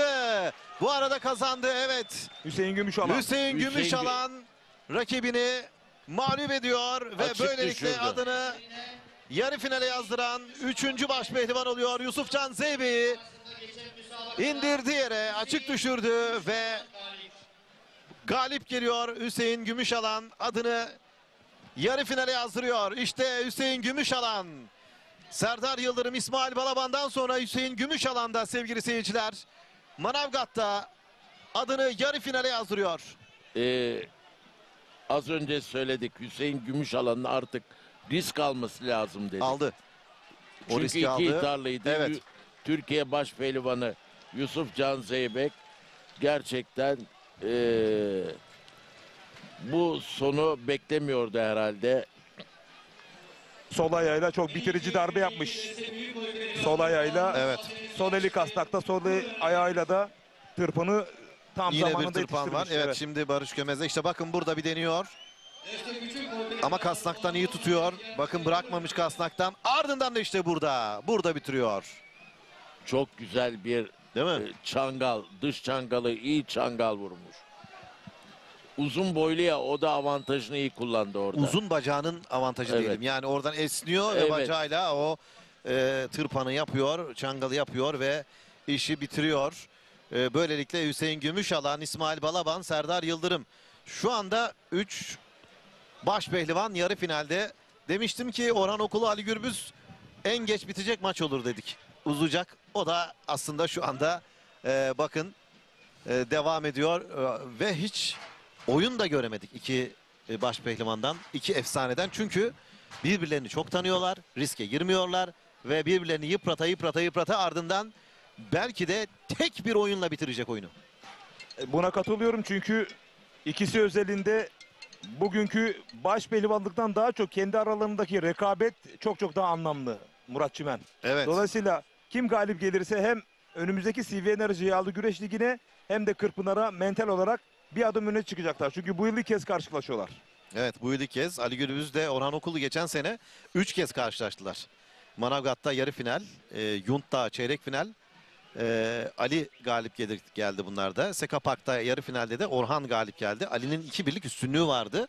CV Enerji olarak tabii daha öncekileri saymıyoruz. Geçen sene ve bu sene olarak, bu sene zaten ilk ayak olduğuna göre de geçen sene yapılan 3 karşılaşmada Ali'nin 2-1 üstünlüğü vardı. Yani rakibini geçen sene Ali 2 kez yenerken Orhan 1 kez yenmişti. Bakalım bu nasıl yansıyacak? Yusufcan Zeybek ile Hüseyin Gümüşalan da geçen sene 1 kez karşılaşmışlardı ve Yusuf kazanmıştı. Bu kez Hüseyin rövanşı almış oldu. İsmail Koç ile İsmail Balaban yine 1 kez karşılaştılar. İsmail Koç orada kazanmıştı. İsmail Balaban rövanşı aldı sevgili seyirciler. Bu bilgileri de sizlerle paylaşalım. Yani rövanşı alıyorlar. 2-1 Ali öndeydi. Acaba burada da Orhan 2-2'ye getirir mi rövanşı alıp diyelim. Geçen sene 3 kez eşleşmişlerdi. Ali'nin 2-1'lik üstünlüğü vardı. Onu da söyleyelim. En son tabii Sekapak'ta yarı finalde Orhan galip gelmişti. En son kazanan Orhan'dı. Evet. Ama 2-1 önde olan Ali, o açıdan rövanşı alma. Ama son maça bakarsak da Orhan kazandığı için Ali kazanırsa rövanşı almış olur. Kısacası böyle denklemler içerisinde ama baştan da söylediğimiz gibi çok kontrollü. İkisi de birbirini iyi tanıyor. İki efsane ve çeyrek finalin son maçında yine bakın kasnağa yapıştı Orhan Okulu. Kafasını yasladı. Bir yandan da ensesine doğru bastırmaya çalışaraktan da Ali Gürbüz'ü yıpratmaya çalışıyor şu anda. Ali Gürbüz de aynı şekilde cevap veriyor. Yani işte 30 dakikanın ardından şimdi de baktığımız zaman süreye şöyle 16 dakika oldu. Yani 46 dakikadır aslında bu görüntüyü izliyoruz. Recep Tosun. Bir 10-15 dakika daha sürü bakıp gidecek ama daha sonra artık sabırlar tükenecek. Ve kenarda bekleyen 3 tane ciddi rakipleri de var. Dolayısıyla artık taktiklerin dışına çıkarlar mı? Bu sabır, metanet çok zor. Rakiple de mücadele etmek. Orhan Okulu daha sabırlı ama Ali Gürbüz de göğüs çaprazı ve budama açığını bekliyor Orhan Okulu'nun. Her an güreş iki tarafında lehine neticelenebilir. Tabii bakın paçadan yakalamak istiyor, izin vermiyor. Sadece başını yaslayıp kasnaktan tutaraktan rakibini yıpratıyor. biraz önce söylediğim yaklaşık 46-47 dakikadır böyle devam eden bir mücadele. Bunun sebebi ikisinin birbirini çok iyi tanıyor Çok iyi. olması. İki efsane ve biliyorlar ki ilk hatada bu maç biter. Kesinlikle öyle. Biri O- cezayı kesecek. Evet, o yüzden o hataya gelmemek için de son derece dikkatliler. Bakın şimdi tribünler sessiz bir şekilde izliyor. Bir anda bir "oo" sesleri gelecek ve orada kazanan belli olacak. Hep böyle olur. Bir anda havaya zıplayacak izleyiciler. Çünkü ikisi de birbirlerini iyi tanıyor ve ikisi de şu anda hata kolluyor. İkisi Sanırım- de hatayı kolluyor. Sanırım son 10 yıldır birçok kez her iki star başpehlivanın müsabakalarını anlattım. Ama şunu gözlemledim diyebilirim. Hücum yapan Orhan Okulu'nun da kontra hücum yapan Ali Gürbüz'e mağlup olduğunu da anlattım. Ali Gürbüz'ün de hücum yapıp kontra hücum yapan Orhan Okulu'nun galibiyetini de anlattım. Yani inan Çok %50 diyeyim. sürpriz sonuçlar değil mi? Hep sürpriz sonuçlar oldu.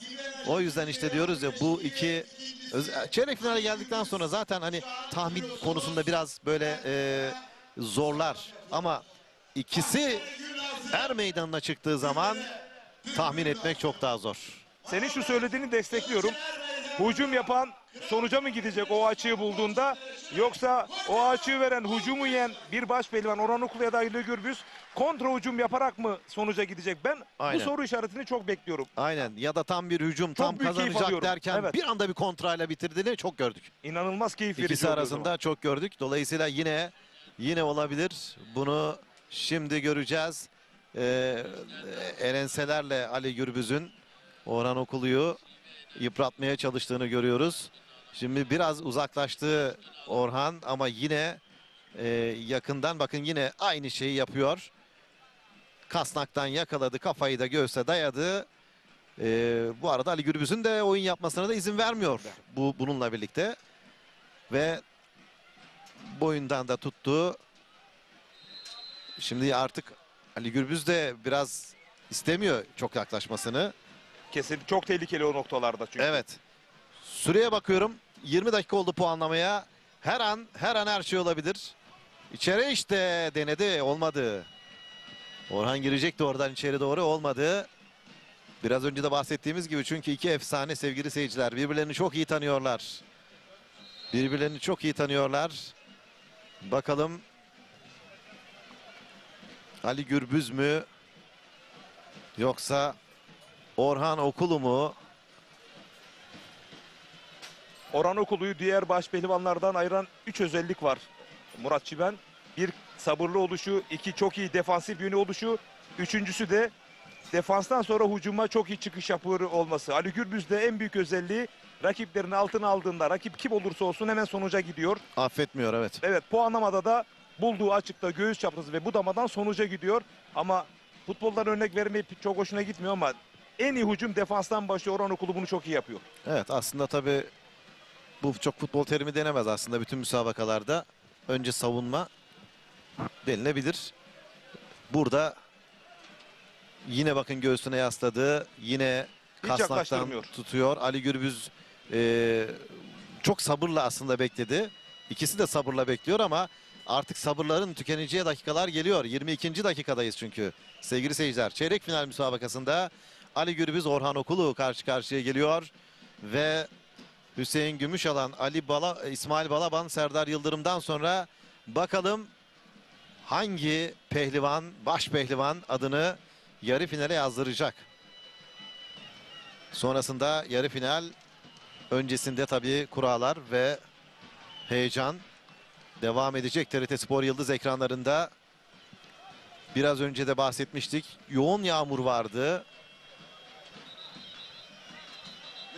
Cuma günkü müsabakalar hiç yapılamadı. Cumartesi ertelendi. Dün son 32 yapılamadı yine yağmurdan. Ama bugün güneşli, güzel bir hava var. Gün içinde rüzgar çok sert esiyordu. Şu anda hafifledi. Ve işte bakın, iki efsane, er meydanlarının iki efsanesi Kırkpınar baş pehlivanları bugün yarı finale yükselmek için CV Enerji Türkiye Yağlı Güreş Ligi'nde İlk etap sevgili seyirciler. Heyecan başladı ve 6 etaptan oluşacak. Hepsi de TRT ekranlarında olacak. Manavgat'ta ise 11.'si düzenleniyor yağlı pehlivan güreşlerinin sevgili seyirciler. Her zaman için çok ön planda olan önemli bir yere sahip Manavgat yağlı pehlivan güreşleri. Paçaya doğru uzanmak istedi Orhan. Yoruldular biraz aslında. Şu anda yorgunluk belirtileri de var. Orhan yine kafaya koyup önce kasnaktan tutup ardından paçaya doğru uzanmak isterken bakın şimdi o kasnağı yakaladı ve yine göğsünü yasladı. Yani bu aslında Hüsnü abi yıpratır da yani rakibini. Çünkü sürekli olarak oraya ağırlık yükletiyor ve o yüklemenin ardından da paçadan da yakalamaya çalışıyor. Rakibini zorluyor. Orhan'ın klasik güreş yapısı bu. Yani sürekli rakibinin kasnağından çalışıyor. Öyle yıpratmaya çalışıyor. Göğsünü de yaslayarak bir başka ağırlık oraya yüklüyor. O da önemli. 55 dakikayı geride bıraktık ama bu güreşte iki pehlivan da hiç yer Hiç, güreşini evet. tercih etmedi. Oyun da yapmadılar aslında. Yapmadı. Hep aynı, hep bu şekilde. Yani Tabii yani. yaklaşık bir saattir hep aynı şekilde. İki- Birbirlerini tanıyorlar çünkü. Tabii. Biliyorlar ki en ufak bir hatada bu maç biter. Aynen. Şimdi Ali bir risk alabilir mi? Bilemiyorum. Onu da hep birlikte göreceğiz. Ali çünkü risk almayı seven bir pehlivan. Evet. O riskin sonunda kazanır mı yoksa kontrayla yenilir mi? Onu da göreceğiz. Evet şimdi bir bakın. Şöyle Orhan bir iki adım geri attı. Şöyle bir süzdü. Hani baktı ne yapacak diye. Yine yakaladı oradan ve kasnaktan tutuyor. Boynunu da bir anda orada paçaya doğru inmek istedi ama yapamadı. Maçın en baş görüntüsünü şöyle ekrana getirsek hiç değişiklik yok biliyor musunuz? Aynen senaryo başladığı devam gibi ediyor. gidiyor. Aynen. Bu kez de Ali rakibinin kasnağına Uzanmak istedi ama uzanmak istiyor ama izin vermedi Orhan. her iki güreşi de zaman zaman defansif bir güreşi tercih ediyor. Risk almadan. Hep söylüyoruz ya. İkisi de birbirini tanıyor. İkisi de efsane sevgili seyirciler. Dolayısıyla en ufak bir hata biliyorlar ki Pahalıya veda mal anlamına olacak. gelir. Burada veda anlamına gelir. Dolayısıyla da çok kontrollü bir şekilde devam ediyor. Yine Orhan Okulu kasnaktan tutarken kafasını da göğsüne yasladı rakibinin. Ali de artık hani yeter dercesine uzaklaştırdı bu kez. Kafasından da tutuyor yaklaşmaması için ama Orhan o boşluğu buluyor. Sürekli o açıyı yakalıyor. Yarı final kurallarınızı çekmek üzere. İyi dayandılar. Şu anda 56 dakika oldu sevgili seyirciler. Diğer 3 maç tamamlandı. 4. maç devam ediyor. Ve 57 dakika oldu. Hiçbir oyun denemesini göremedik. Bu şekilde devam ediyor. Ali Gürbüz Orhan Okulu mücadelesi. CV Enerji Türkiye Yağlı Güreş Ligi'nde 1. etapta Manavgat'ta sevgili seyirciler. Çeyrek finalde son maç kazanan adını yarı finale yazdıracak. Hüseyin Gümüşalan, İsmail Balaban ve Serdar Yıldırım'dan sonra bakalım adını iki efsaneden hangisi yarı finale yazdıracak? Gönül arzu ederdi ki bugünün final karşılaşması bu olsun. Evet. Finalde böyle değil mi? Bekleyelim bu anı. Ama kura çekimi tabii bu. Kurada da böylesine çıktı. Ve iki efsane Ali Gürbüz, Orhan Okulu. Yağlı güreşin iki efsanesi. Tabii yağlı güreş müsabakalarında bu tip bir karşılaşmayı anlatmak da bizler için önemli. İki efsanenin şu anda en üst düzeyde iki baş pehlivanı karşı karşıya getiren mücadeleyi sizlere nakletmeye çalışıyoruz.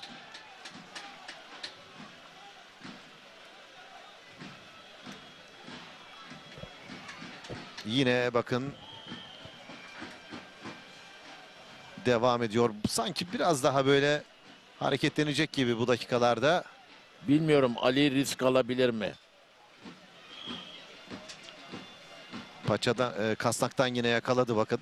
Sürekli aynısını yapıyor. Klasik. Orhan'ın klasik Evet. güreş yapısı bu. Rakibi bunu çok aslında şöyle bir şey de var. Rakibe sürekli aynı şekilde gidiyorsunuz. Rakibin de sizin hücum kapasitenizi bir anlamda nasıl karşılayacağını da uyutuyorsunuz diyebilirim. Ardından da yapacağınız bir oyunla çevirebiliyorsunuz. Belki bunu da hesaplıyor olabilir. Çünkü Orhan'ın birçok maçında bunu izliyoruz. Rakibini kafasıyla yıpratıyor.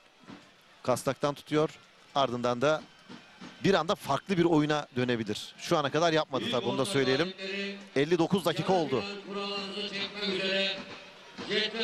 59 dakika oldu.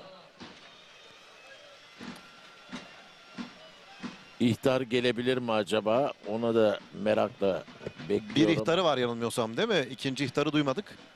Bir ihtar almıştı Orhan. Orhan'ın, evet. Orhan Okulu bir ihtar aldı. Bu tür üst düzey kapışmalarda çok sıkça rastlanan bir durum değil ihtarlarla ihraç edilmeleri. Çünkü üst düzey kapışma, yani bir ve Mümkün iki mertebe oldu. tabii Sonuca odaklı bekliyorlar. izlensin. Bu tip güreşlerin izlenmesi de lazım. Biraz daha hareketlenmesi adına acaba bir ikinci ihtar gelebilir mi? İtharları bir bir yapabilirler baskı altına O da- alabilmek için, o da- hareketlendirmek için. O da olabilir. Pehlivan giriş kapısına geliriz. Artık sabırlar yavaş yavaş tükenecek sevgili seyirciler. Tam bir saat oldu. Yarım saati müsabaka olarak, ardından yarım saattir de puanlamaya geçildi ki biliyorsunuz önü açık puanlamanın. Herhangi bir zaman yok. Ali Gürbüz Orhan Okulu mücadelesinde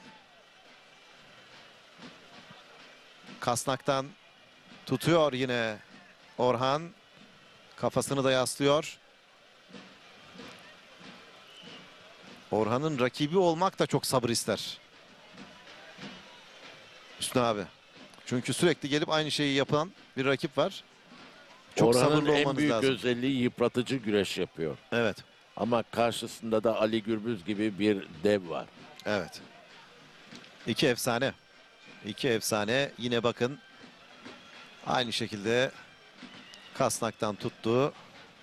Elenseler. Şimdi sert elenseler Orhan'dan. Tamamen rakibi yıpratmaya yönelik bir taktiği var Orhan Okulu'nun. Bunu ne kadar başardığını, yapacağı kafasında mutlaka bir oyun var şu anda. Orada göreceğiz. Rakibi ne kadar yıprattı ve o oyunu yapabilecek mi? Şimdi paçaya doğru gitmek istiyor. Ali Gürbüz de çok dikkatli. O da sabırlı bir şekilde bekliyor. Birbirlerinin açıklarını çok iyi kolluyorlar.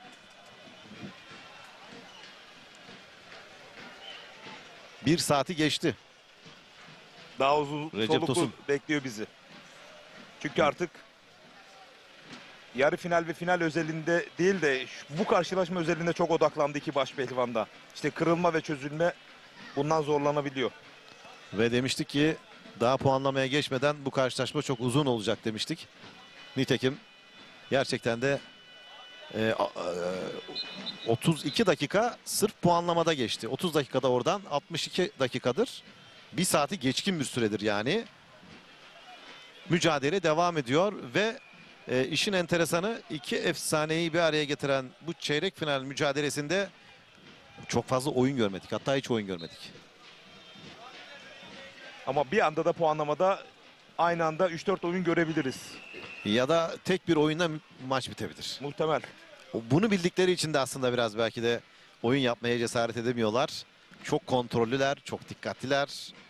Sevgili seyirciler, gerçekten de iki efsane Ali Gürbüz'ü ve Orhan Okulu'yu Er Meydanı'nda izlemek ayrı bir keyiftir sevgili seyirciler. Bir saatten beri inan her iki baş pehlivan özelinde de %50-%50'de makas aralığı hiç açılmadı, hiç düşmedi. Evet, yani şöyle yani bir tık daha önde diyebileceğimiz bir durum hiç Yok. olmadı. Başa baş gidiyor. Çok dikkatliler. Ve başladığından bu yana 30 dakika normal süre, 33 dakika puanlama. Hiç değişiklik olmadı ya. Gerçekten hiç değişiklik olmadı. Bu güç ister sevgili seyirciler. Kolay değil. Kondisyonistler. Bu güç ister. Gerçekten de CV Enerji Türkiye Yağlı Güreşlerinde enerji en üst safhada şu anda. İki baş pehlivanda bakın nasıl güçlüler.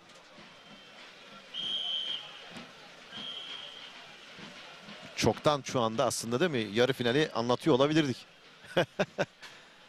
Ama çeyrek finalde diğer maçlar tamamlanırken tabii ekranlarını yeni açanlar olabilir. Serdar Yıldırım, Seçkin Duman'ı, İsmail Balaban, İsmail Koç'u, Hüseyin Gümüşalan, Yusuf Can Zeybe'yi yenerek yarı finale yükseldiler.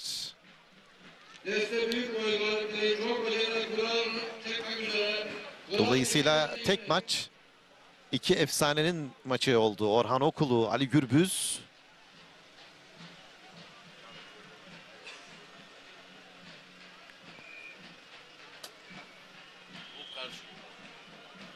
Bu karşılaşmayı kazanacak güreşçi yarı finalde bayağı efor Zorlanacak. sarf etmiş olarak çıkacak. Evet, zorlanacak. Yani mesela bu maçın galibi Serdar Yıldırım'la karşılaşsa bir genç ve deneyimli sporcunun, düzeltiyorum baş pehlivanın mücadelesi herhalde çok renkli olur. Bambaşka olurdu. Ve Serdar'ın gücü işte ikisinden hangisi olursa Ali ya da Orhan hiç fark etmez. Herhalde çok daha ilginç bir maç çıkardı karşımıza. O da olabilir tabii yani. Onu da göreceğiz. Kurada çıkabilir. ...35 dakika oldu puanlamada sevgili seyirciler. Ve hala iki baş pehlivan ayakta. Hiç yere yatmadılar. Oyun arayışı bile olmadı. Zaman zaman o çabalara da ikisi de iyi savunma yaptı, izin vermedi. Orhan Okulu sürekli bakın göğsünü yasladı. Kasnaktan tuttu. Ali buna karşılık vermek istedi. Bu şekilde yıpratmaya çalıştı Orhan Okulu. Şu ana kadar bakın yine kasnaktan tutuyor. Evet, yani şu bir gerçek, su götürmez gerçek, hem de ikisi arasındaki bu derbide Şu anda olabilir miydi? Ya öyle bir müsabaka oldu ki şu bile bizi heyecanlandırdı. Yani kazanmaya o kadar hırslılar ki birbirleri özelinde, rekabet özelinde. Artık yarı final ya da final elbette ki umurlarında, ama bu rekabet özelinde öne çıkmak çok çok daha önem arz ediyor. İkisi özelinde işte o yüzden kırılma yaşanmıyor. Bu çok sabır istiyor. Artık şu andan sonra sabırlı olan herhalde bu maçı alır. O sabrı sonuna kadar gösteren, çünkü hele Ali Gürbüz özeline baktığımız zaman rakip sürekli geliyor, göğsünü yaslıyor, kasnaktan tutuyor ve Ali de çok sabırlı bir şekilde yaklaştı şu ana kadar. Dolayısıyla da o yüzden 37 dakika puanlama, 30 dakika öncesi bir saatten fazla süredir. Bakalım buradan bir oyun çıkar mı? Her ikisi de birbirlerinin sabrını zorluyorlar aslında. Evet, aynen. O yüzden dedim ya, sabırlı kalan. Çünkü o sabır ince bir çizgi burada şu anda. Bunca sürede puan arayışına bile giremediler. İyi savunma yaptılar. Biraz sabırsız davranan bir anda sırtını yerde bulabilir. Mental olarak Orhan Okulu Ali Gürbüz'e ben senden daha sabırlıyım mesajı verdikten sonra bir kırılma yaşanabilir. Ali Gürbüz'ün ardı arkasına yapacağı hamleler sonrasında sonuç mutlaka neticelenecektir. Burada tabii Ali Gürbüz'ün de şu ana kadar sabır konusunda Çok iyi test etti sınav kendini. verdiğini söyleyelim. Çünkü rakip o kadar aynı şekilde geliyor. Kesinlikle. Şu anda sabır sınavını geçti ama bazen ince çizgidir diyorum ya, öyle bir şey olur ki o sabrınız tükendiği anda. Değerli güreşseverler, Evet. kıymetli gruplarımız, Manavgat Ilıca Er Meydanı'nda deste orta boyda yarı final. Diğer boylarda, deste orta boyda yarı finalde de yapılıyor. Onun anonsu da yapıldı. Yine bugün burada Ali Gürbüz, Orhan Okulu çeyrek finalde sevgili seyirciler. CV Enerji Türkiye Yağlı Güreş Ligi'nde birinci etap. 2024 yılının birinci etabı. Geçtiğimiz yıl ilk kez düzenlenmişti. Ve Orhan Okulu 71 puanla birinci olmuştu. Ali Gürbüz 62 puan toplayabilmişti. Geçtiğimiz yıl ligde 3 kez karşı karşıya geldiler. Ve ikisini Ali kazanmıştı. Antalya Seri Geniz. Sabırla şu anda Belediye Başkanımız Sayın oyundan çok aslında sabırlar burada ön plana çıkıyor. İsmail Işıklı. Güzel bir sözümüz vardır ya, sabrın sonu selamettir diye. Bugün selamete ulaşmanın yolu bu sabırdan geçiyor. Erhan Güzel Beyefendi adına Ali Gürbüz, Orhan Okulu. Caner Arslan. 39 dakika oldu sevgili seyirciler puanlamada. 30 dakikada normal süre vardı. Evet, şimdi oradan bir oyun olabilir mi? Yok, olmadı. Yavaş yavaş kıpırdanmaya başladılar. Artık evet. Artık açıklarını bulup ikisi de herhalde artık biraz daha izleyeceğiz bir şeyler, değil mi? Kesinlikle. Bunun arkası gelecek. Artık çözülmeler yavaş yavaş olmalı. 40 dakika oldu çünkü. Yine kasnaktan tuttu. Orhan, Ali rakibini uzaklaştırmaya çalışıyor ve uzaklaştırdı. Ali Gürbüz. Orhan Okulu.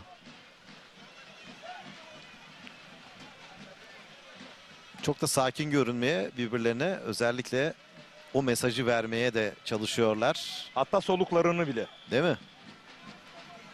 Birbirlerini öyle güzel şu anda irdeliyorlar ki sadece hani nasıl bir oyun yaparım değil, psikolojilerini, hareketlerini, her şeylerini çok ama çok iyi bir şekilde kontrol ediyorlar.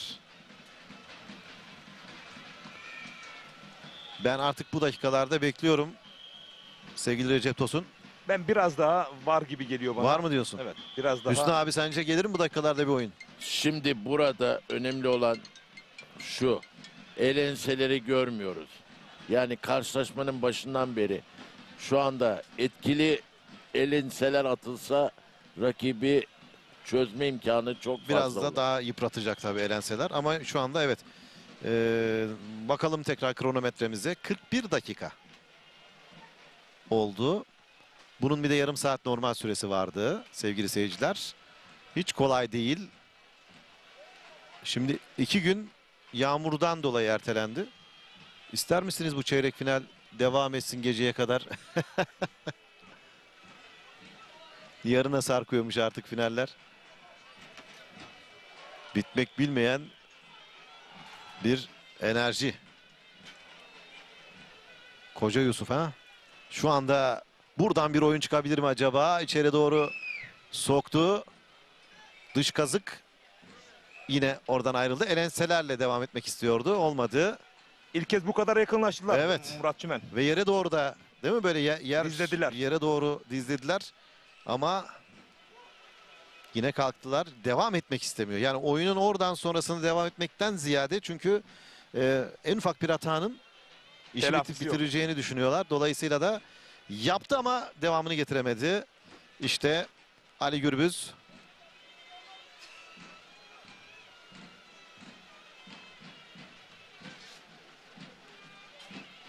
Orhan yine kasnakta.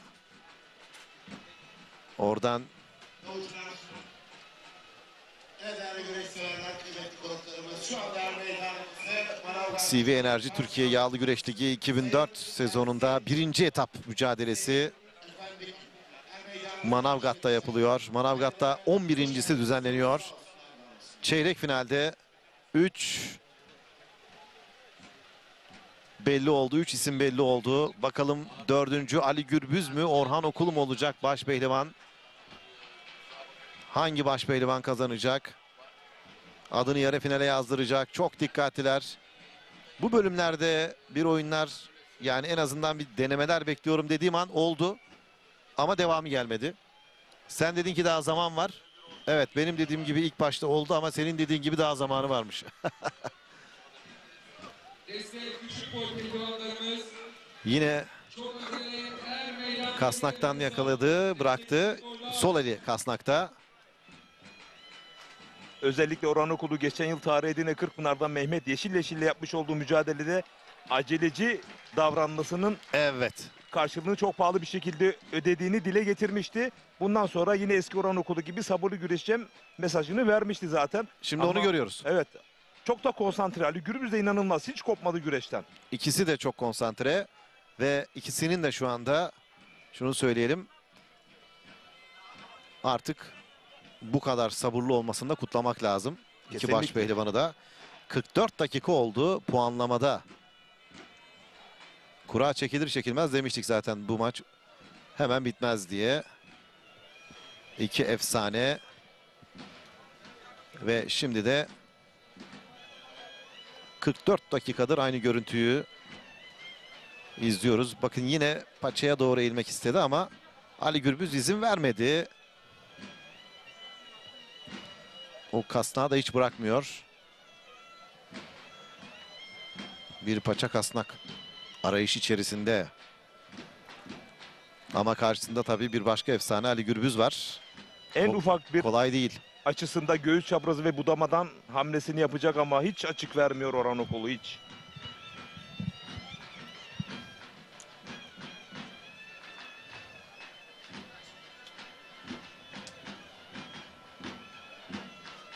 İkisi de aslında çok dikkatli. İkisi de hiç açık vermedi. Destek küçük boy pehlivanlarımız her meydandaki yerlerimizi alınız. Aslında yağlı güreşte kasnak ve paça vermek bir açıktır. Bunu Ali Gürbüz defaatçe Orhan Okulu'ya sunuyor. Daha çok yaklaşabilmesi adına aslında kendi alanına çekme gayreti ve çabasında Orhan Okulu gibi üst düzey bir baş benim var. Kaçar Evet, bu arada yine kasnak ve paça vermek çok riskli. şu anda ikisi de Budadı, evet şimdi denedi. Bir tırpan denedi. Olmadı. budadı, tırpan denedi ama Evet. çok güçlü duruyor Orhan Okulu. Yani Ali Gürbüz'ün kasnak ve paça vermesine aslında bir açık. Evet. Kendi alanına çekebilmek için ama bu o açığa hiç, o alana hiç girmedi Orhan Okulu. Yavaş yavaş oyunlar başlıyor işte. Yakaladı bu kez ama kaçırdı. Paçadan yakaladı bu kez ama kaçırdı. Şöyle bakalım, 46 dakika oldu puanlamada. 30 dakikada öncesi vardı. Ekranlarını yeni açanlar olabilir. O yüzden sık sık tekrarlamaya çalışıyorum. Sevgili seyirciler, Hüseyin Gümüşalan, Yusufcan Zeybek, İsmail Balaban, İsmail Koçu, Serdar Yıldırım, Seçkin Duman'ı yendi. Yarı finale yükseldi. Bu maçlar hızlı bir şekilde tamamlandı ama Orhan Okulu, Ali Gürbüz mücadelesi devam ediyor.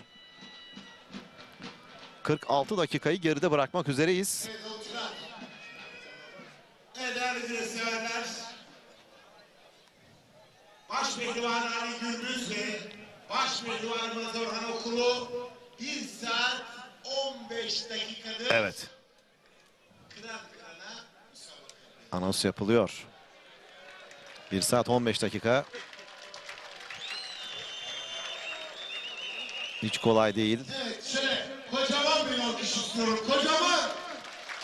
Daha önceki kurallarda Evet, bu arada tam iç kazıkla denedi. Olmadı. daha önceki kurallarda 10 dakikalık puan güreşi vardı. Ama işte bu sene kalktı bu uygulama ve işte böyle sonu açık bir puanlama güreşi. Evet ve İlk puanı alacak güreşi karşılaşmanın galibi olacak. evet. Yağlı güreş. İşte bu arada paçadan yakalamak istedi ama kaçırdı. Yağlı güreş. Atasporumuz, peygamber sporu güreş ve bugün geldiğimiz noktada da koca Yusuflar geliyor değil mi aklımıza? Kesinlikle. Bitmek bilmeyen enerjileriyle günlerce güreşenler geliyor. Bu arada İlk kez çok güçlü dizledi Ali Evet. Gürbüz. Oradan elini de kasnağı da yakaladı. Bakalım kurtarabilecek mi oradan? Evet, kurtardı kendini. Bir yan baş denedi orada Ali Gürbüz. Eğer o yan başı atsaydı rakibini düşürüp bloke edebilirdi ama onda başarılı olamadı. Kasnaktan da yakalamıştı. Daldı oradan aslında istediği gibi. Şimdi paçadan yakalayacak Orhan. Kaçırıyor. Evet, yavaş yavaş sanki. Makas aralığı. Evet, daralıyor. Kapanma, evet, Artık kapanmaya göreceğiz. başladı. Bundan sonra müsabaka şu anda 47 dakika oldu. 48 dakika hatta, onu söyleyelim. Sadece puanlamada.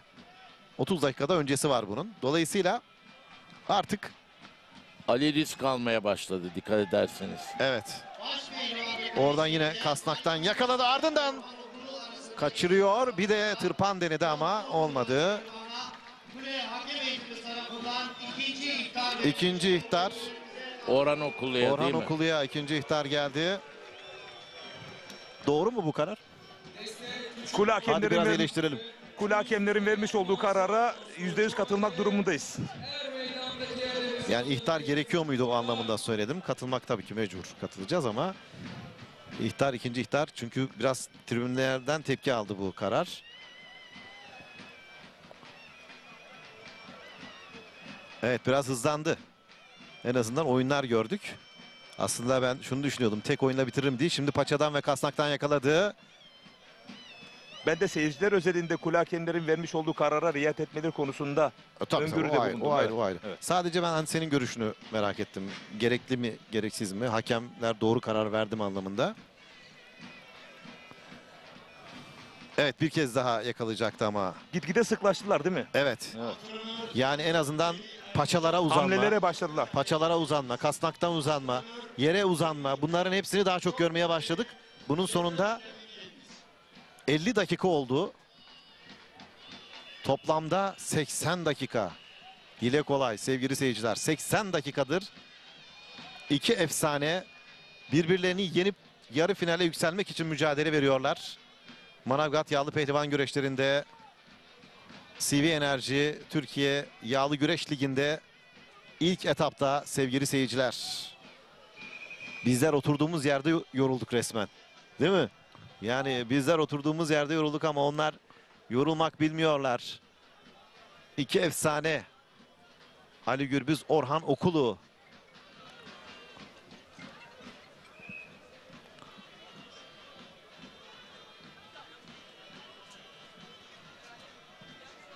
Yine kafasını yasladı.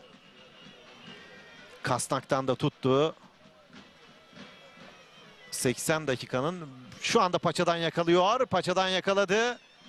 Ama kurtardı Ali. Ali destek ayağını çok iyi kullanıyor bakın. O paçayı bilmiyorum taktik olarak mı veriyor onu pek çözemedim. Çünkü çok da şey yapmıyor değil mi? Paçayı vermesine rağmen hemen istediği an çekip alıyor. Alıyor evet. Evet. Destek ayağını çok iyi kullanıyor Ali. Bakın yine oraya doğru uzanmasına da izin veriyor aslında Orhan'ın. Acaba bir kontra mı düşünüyor orada? O da olabilir. Yani işte paçamdan tutsun ama bir kontra. Çünkü çok kolay kurtarıyor ayağını geri. Yine paçadan uzandı. Orhan bir el ense, sert bir el ense izledik.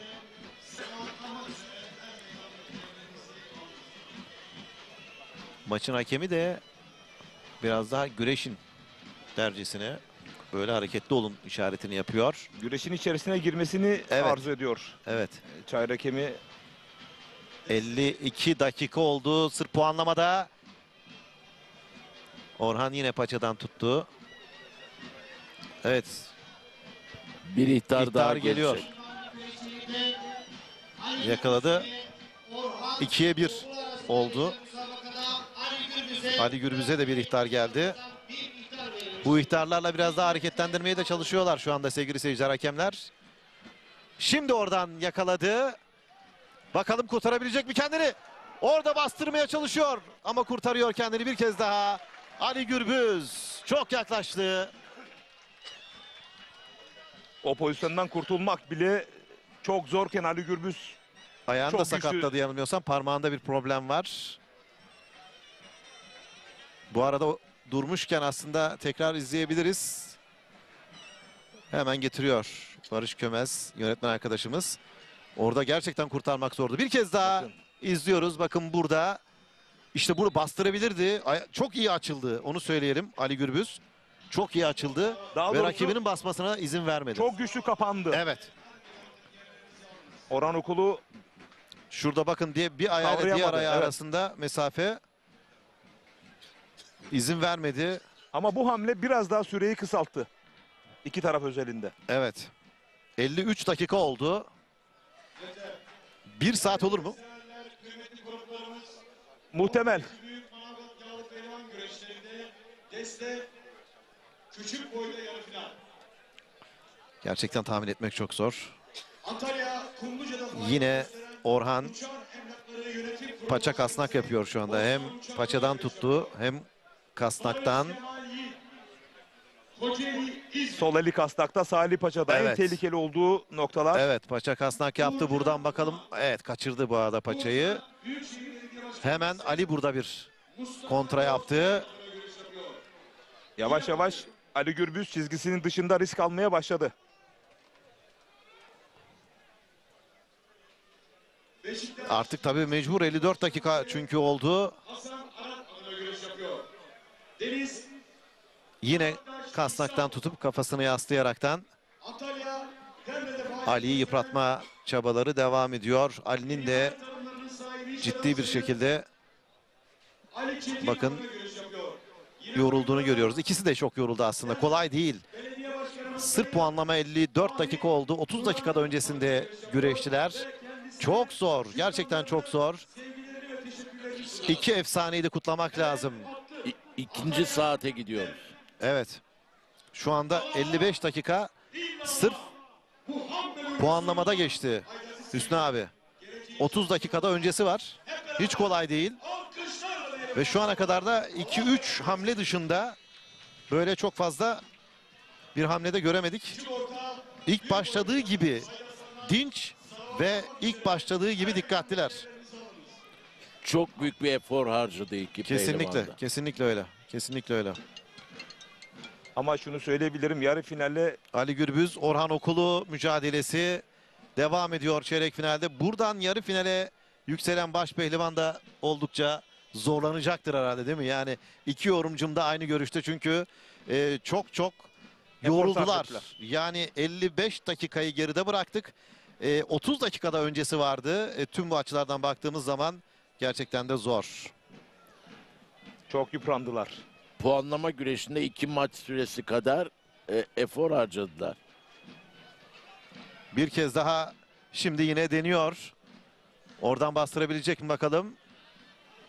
Arkadan bir anda Ali'nin çabası var. Yakaladı bacağını. Bir kez daha. Burada çok zor. Şimdi tek dalıyor. İkisi de gitti geldi. İki tarafa da gitti geldi ama ikisi de oyun yapamadı. Şimdi hala iki bacağından da yakalamaya çalışıyor. Paçalardan yakaladı. İndirebilecek mi bakalım. Oradan kaldırmaya çalışıyor. Rakibini bastırmaya çalışıyor. Heyecan dorukta. İnanılmaz anlar yaşanıyor. Ali Gürbüz, Orhan Okul arasında inanılmaz şeyler yaşanıyor. Bastırıyor. İkisi de müthiş dayanıyor. İkisi de müthiş direndi sevgili seyirciler. Şimdi oradan bir kez daha döndü. Arkadan bastırırsa alacak puan ama izin vermiyor. Neler oluyor neler. İnanılmaz. İnanılmaz. İnanılmaz şeyler yaşandı. Bir kez daha İnanılmaz tek şeyler daldı. yaşandı. Bir kez daha tek daldı şimdi. Müthiş bir mücadele sevgili seyirciler. Orhan Okulu bir geri Orhan dönüş Okulu yapabilir. döndürdü, bitti. Döndürdü, oradan bitti. Orhan Okulu. Orhan Okulu kazanıyor. Aman Allah'ım ne maç oldu, ne maç oldu. 56 dakika puanlamada geçti. Ardından biraz önce öyle müthiş anlar yaşandı ki sevgili seyirciler. Birbirlerini anında ikisi de yenebilirdi. İkisi de ayağa kalktı. Ama Orhan Okulu kazanıyor. Orhan Okulu adını yarı finale yazdırıyor sevgili seyirciler. Müthişti, müthiş. Tam bir finaldi. Manavgat'ta tam bir finaldi. Çeyrek final mücadelesi ama gerçekten de tam bir final oldu. Bakın nasıl yoruldu. Nasıl yorulmasın ki sevgili seyirciler. 56 dakika devam eden bir mücadele oldu. 56 dakika. Onun öncesinde 1:30 dakikada onun öncesi vardı.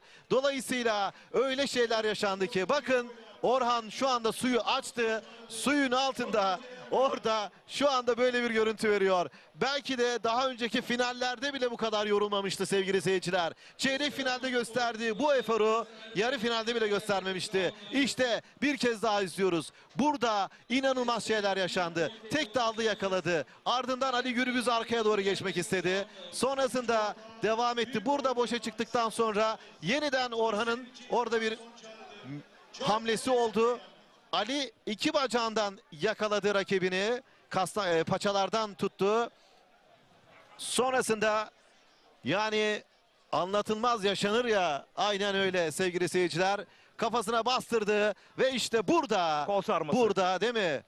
Sırtını Ayakla yere kol sarması. vurdu. Evet. Ve Maç bir ona gitti, bir ona gitti. özellikle o bölümde iki tarafa da gitti geldi. geldi maç. Hatta baktığımızda Orhan'ın sevinciyle anladık ki Orhan kazandı. O sırtını yere değdirdi rakibinin.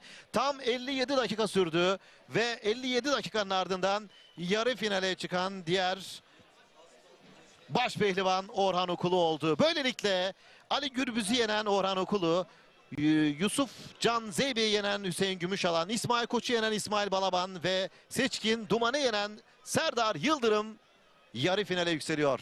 Aman Allah'ım, ne maç oldu. Ne maç oldu. Bakın şu anda baş pehlivanları görmemiz bile onların nasıl bir maç yaptığını gösteriyor. Aslında bu görüntüler bir final sonrasına ait gibi. Gerçekten öyle ama bu görüntüler bir çeyrek finale ait sevgili seyirciler. Orhan Okulu Ali Gürbüz daha eşleştiklerinde, kura çekildiğinde demiştik ki bu bir erken final ve bu maç kolay kolay bitmez demiştik. Ve sırf 1,5 saat sürdü sevgili seyirciler. 1,5 saatte de inanılmaz şeyler yaşandı. Evet, çoğunluğunda durağan bir maç oldu. Birbirlerini tarttılar. Özellikle Orhan Okulu kendine ait o sistemiyle kafasını yasladı. Kastaktan tuttu, rakibini yıpratmaya çalıştı ama o son bölümler neydi öyle son bölümler? Gerçekten de sevgili seyirciler mükemmeldi, mükemmel. Yağlı güreş izleyicileri gerçekten de inanılmaz şeyler yaşadılar. Ekranları başında sizler inanılmaz şeyler yaşadınız ve bizler burada yorumcularımızla birlikte gerçekten de büyük keyif aldık ve bu büyük keyfin ardından da kazanan Orhan Okulu oldu. Biraz sonra önce kuralar çekilecek, ardından da Orhan Okulu, Hüseyin Gümüşalan, İsmail Balaban, Serdar Yıldırım'ın arasındaki müthiş mücadele olacak. Evet, gerçekten çok keyif aldım Recep Tosun. İnanılmazdı. Güreş gitti geldi ama ben bir Orhan Okulu'nun bu geri dönüşünü yani tesadüf değil, sen de söylemiştik. Ben de söylemiştim. Hücum eden mi yoksa kontra hücum yapan mı? Ali Gürbüz tüm inisiyatifi eline almışken altından kaçırdı Orhan Okulu. Bu arada şunu da söyleyelim. Karşılaşmanın özetini de yönetmen arkadaşımız hemen Barış ayarladı ve şu anda özet ekranlara gelirken de biz konuşmaya devam edebiliriz. Ali Gürbüz elinde geçirmiş olduğu fırsatı değerlendiremedi. Orhan Okulu çünkü çok iyi kapandı. Bence bir tarihi bir geri dönüş oldu Orhan Okulu özelinde. Bu mücadele bence uzun zaman unutulmayacak hafızalarda yerini alacak bir. Ali Gürbüz Orhan Okulu klasikler arasındaki yerini aldı. Ali Gürbüz'ün kule hakemlerine bir istişaresi söz konusu. İşte son anlar. Hakikaten büyük nefes kesti. Evet. Gerçekten de bir final havasında geçti. Biraz sonra yine röportaj hazırlığı var. Timuçin Nalbant hazırlık içerisinde. Hazır olduğu zaman ona bırakacağız mikrofonu. Evet. Bu arada şunu söyleyelim. Ali Gürbüz itirazını sürdürüyor. Çünkü orada çok enteresan bir pozisyon göreceğiz.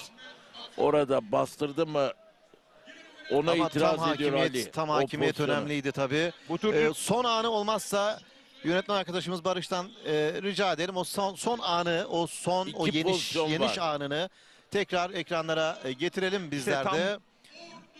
Evet. Burada acaba haklı mı Ali Gürbüz? O ekranlara geliyor. O ekranlara gelirken de birazdan da röportaj hazırlığı var. Bana hazırım dediği an röportaj için geleceğiz. Evet. Var mı? Biraz daha geri alabilir miyiz sevgili Barış? Gerçekten bu özellikle bu turun en önemli anı biraz daha geri alıp o son yeniş anını bir ekranlara getirelim. Evet, Barış Kömez yönetmen arkadaşımız getiriyor. Timuçin Nalbant da bu arada çok değerli konuklarıyla hazırlıklarını yapıyor. Hazır olduğunda bana işaret ederse ben de kendisine geçeceğim. Evet. İşte Ali'nin itiraz ettiği pozisyon bu. Biraz Evet. daha ileride. Şimdi biraz daha ileride. birazdan Burada. geleceğiz. Ama Timuçin Nalbant'a Ali'nin- gidelim. Timuçin Nalbant'a gidelim. Ardından yeniden birlikte olacağız. Ama Timuçin Nalbant bizlere konuklarıyla bakalım neler söyleyecek. Timuçin, şunu da sormanı istiyorum. Biraz önceki 1,5 saat süren çeyrek final mücadelesiyle ilgili konuklarının da görüşünü çok merak ediyoruz. Söz sende. Teşekkürler Muratçım. Evet, ev sahibi Niyazi Nefi Kara. Sayın Başkanım yanımızda. Hoş geldiniz yayınımıza. 11.si yapılıyor ama sizin ilk ev sahipliğiniz herhalde başkanım. Öncelikle bir duygularınızı almak isterim. Yani güreşin içinden gelmiş birisiyim. Heyecanlıyım tabii ki. Ve Sivi Enerji Lig'de ilk etap bizde. Ve 11.si geleneksel olarak yapılan güreşimiz var. Data sporumuz. Güreşi çok seven birisi olarak elimizden geleni yaptık tabii ki, heyecanlı ama Cuma, cumartesi, pazar gerçekten yağmur, sağanak, güneş hepsini yaşadık. Dedik ki bereket olsun dedik inşallah. Ve gerçekten tarihi bir katılım sağladık. Katılım çok iyiydi. Güreşlerimiz kıran kırana geçiyor. İzleyicilerimiz görüyordur. Böyle bir güreşi herhalde Kırkpınar'da anca görünür. Başkanımız sağ olsun, yine Sivi Enerji temsilcimiz başkanımız yine buradalar. Müthiş bir heyecan var. Bizler de çok heyecanlanıyoruz güreşleri izlerken, seyircilerimiz gibi. Gördüğünüz gibi stat 4. gün olmasına rağmen tribünler boşalmıyor. Güreşçilerimiz heyecanlı, herkes hafta içi olmasına rağmen gerçekten sonunda hem güneş doğdu hem güzel güreşler doğdu. Biz çok mutluyuz. İnşallah daha ileriki günlerde, yani dönemlerde daha güzellerini hep beraber yapacağız. Yayınımızın başında Sayın Başkanımızın da övgüsünü aldınız. Bu hatırlatmayı yapayım. Özellikle organizasyon açısından sizi övdü. Zaten Manavgat herhalde üstüne koyarak gelecek değil mi başkan? Her zaman hedefimiz Kırkpınar değerini çıkarmak. Yani stadımızı da yapabilirsek, başkanımızla hep görüşüyoruz. Burayı bir arena olarak yapalım istiyoruz. Ve ileride sürekli olarak biz onları yapalım. Biz yani seyircinin rahat ettiği, huzur ettiği, yani bu yağmur fırtınada biz naylonları gece çektik. İnanın onlar için çok uğraştık. Yine de içimiz rahat olmadı, yani çok güzel bir organizasyonumuz var. Katılım çok fazla, o bizi mutlu etti. Başpehlivan sayımız fazla, bütün güreşçiler burada. O yüzden mutluyuz. Ama izleyicilerin daha kalabalık geleceğini biliyoruz. Ve daha büyük olsun istiyoruz, daha güzel olsun istiyoruz. Çünkü hem Türk sporuna hem güreşe ihtiyacımız var ve bunu gerçekten daha büyütmek istiyoruz. Hafta içi de bir transfer yaptınız. Ali Gürbüz. Evet. Az önce de çok çetin bir maç yaptı. O konuda neler söylersiniz? Şimdi Ali de Orhan da benim çok sevdiğim güreşçiler. Ali'ye hep söyledim, her zaman söylerim. Ali Orhan'ı 15-20 dakikada yenemezse yenilir. Ya bu gerçek, yani biliyorum. Yapmadı. Onu soracağım ona, yani niye yapmadın gerçekten. Daha önce yaptığı bir şeyi bugün uzattı. Çok önemli bir rakip olunca her ikisi de çok dikkatli davrandılar. Bugün Orhan, gerçekten başkanıma da söyledim. Orhan finalist bugün dedim. Orhan'ı görüyorum, izliyorum. Gerçekten iyi bir güreşçimiz. Çok da sevdiğimiz örnek güreşçilerden bir tanesi. Sporcu ahlakını taşıyan. Ali de öyle. İkisinin birbirine erken final oldu. İkisi de çok sevdiğimiz güreşçilerimiz. Artık kalan dönemde Orhan'a da başarılar diliyoruz. Gerçekten güreşçiler hani derler ya, sonuna kadar terlerini akıtıyorlar. Sonuna kadar güreştiler. Hani hepsini tebrik ediyorum. Katılan bütün pehlivanlarımızı kutluyorum. Yani bizde var ya, alta düştüm diye yerinme, üste çıktım diye sevinme. Bu bizim hep şeyimiz. Bir daha maçlarda kazanacaklardır. Bu böyle. Eninde sonunda birisi yenecek, birisi yenilecek. Demek ki biz Ali'yi daha iyi hazırlayacağız. 2 kuzu yetmiyor demek ki, günlük 4 yapacağız. Antrenman eksikse daha fazla yapacağız. Onu daha iyi motive edeceğiz. Ve biz önümüzdeki süreçte gerçekten hem Sivi Enerji'de hem de Kırkpınar'da birincilikleri onlardan bekliyorum. Fatih Atlı da var biliyorsunuz. Bizim Serhat var. Gerçekten iyi güreşçilerimiz. Altyapımız da çok iyi geliyor. Onlardan çok şey bekliyorum. Başarılar diliyoruz. Çok Organizasyonda teşekkür da teşekkür ediyoruz. Biz teşekkür ederiz böyle güzel bir organizasyon için. Bize de ışık olsun, anlatım yerleri olsun çok yardımcı oldunuz. Teşekkür ederiz Sayın Çok Başkanım. teşekkür ediyorum. Evet başkanım size dönelim. Vallahi- Güzel bir maç. Önce maç hakkındaki yorumunuzu almak Şöyle istiyorum. söyleyeyim, sevgili başkanım tabii Ali'nin kulüp başkanı da olduğu için tabii haklı olarak bazı şeyleri ama bugün Ali de muhteşem maçlar çıkardı gerçekten. Şimdi hakkını yemeyelim. Şu son 10 dakikada yaptıkları güreş bizi yıllardır yaşamadığımız bir heyecana soktu. Ben Orhan'ın da Ali'nin de alınlarından öpüyorum. İkisi de gerçekten saygıdeğer bir iş yaptılar. Çok takdir ediyorum. Her ikisi de çok büyük güreştiler. Yani bu ikisi de yenebilirdi. Ali aslında yenmek üzereydi. Puan almak üzereydi. Oradan bir mucize yarattı. Orhan çıktı. Yine aslında Ali avantajlıydı. Normalde Ali'nin genelde aldığı tarzda bir puanı Orhan ondan aldı. Biraz Ali kendi oyunuyla yenildi gibi oldu ama ikisi de çok büyük pehlivanlar. Çok büyük pehlivanlar. Hani herkesin gözünün pası silindi. Bugün Orhan yener, yarın Ali yener, yarın öbürkü gün İsmail yener. Ondan sonraki gün Yusufcan yener, Hüseyin yener. Bunlar genç, bakın bugün gerçekten Serdar Yıldırım inanılmaz bir çıkış içerisinde. Geçen sene şey diyenler vardı, bakın ben şimdi Sivenerji Türkiye Yağlı Güreş Ligi'nde Serdar başarılı sonuçlar aldığında ya bu çocuk Kırkpınar'da nerede, burada ne oluyor? Bak gördünüz bugün ne gibi maçlar çıkardı. Hiçbir şekilde tesadüf olmadığını ortaya koydu.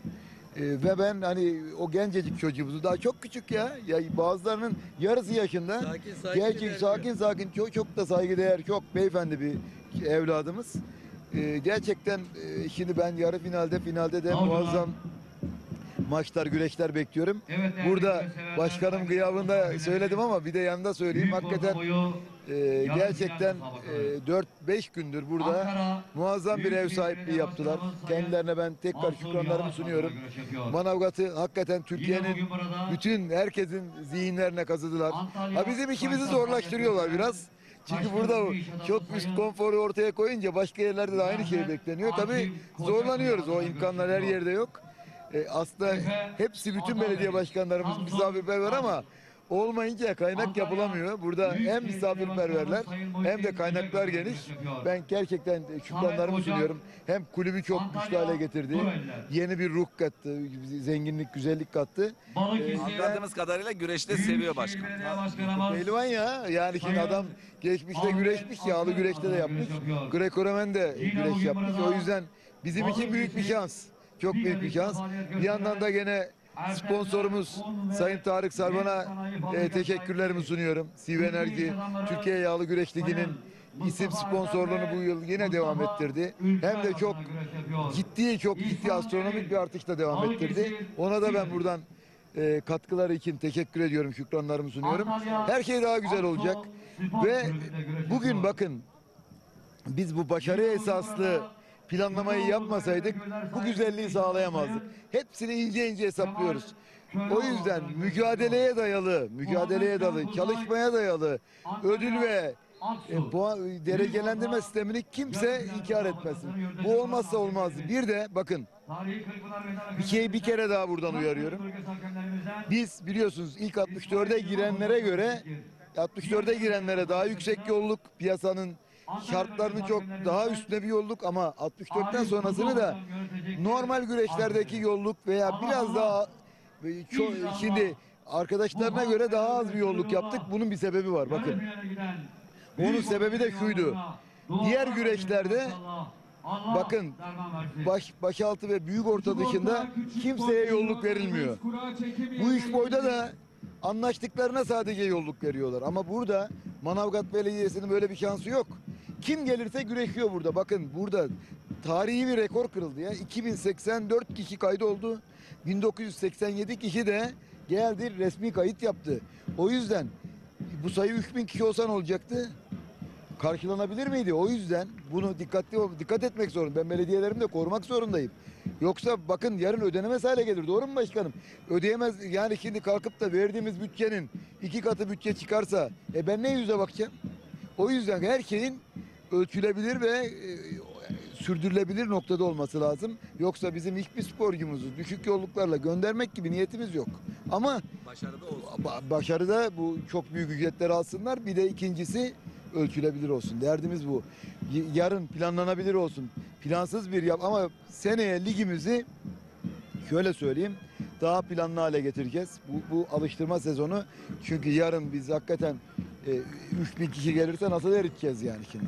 3 gün içinde değil mi başkanım? Yani o yüzden Yer, mekan, her şeyin değişmesi avukat lazım. değil, hakikaten olmaz yani. Çünkü yani başka da avukat yok. Bir de şu var. Hakikaten Manavgat bile zorlandı. Adamcağızlar kaç gün uğraştılar. Millet hani bazıları bize yazıyor, çiziyor. Niye ertelenmedi de, niye öyle yaptınız da. Her bir şeyden önce Başkan Bey saatlerce uğraştı. O insanların bir gün daha kalması halinde neler yapılabilir? Birçok turistin kaldığı otellerde sporcularımız konaklatıldı. O imkanları yarattılar. Ondan sonra tamam dediler. Ya bunları da biraz düşünsünler. Hiçbir şey keyif için yapılmadı. Çok teşekkür ediyorum. Teşekkür ediyoruz. Hemen Tarık Bey'e de görüşlerini almak istiyorum. İkinci sezon yine CV Enerji olarak sponsorsunuz Yağlı Güreş Ligi'ne.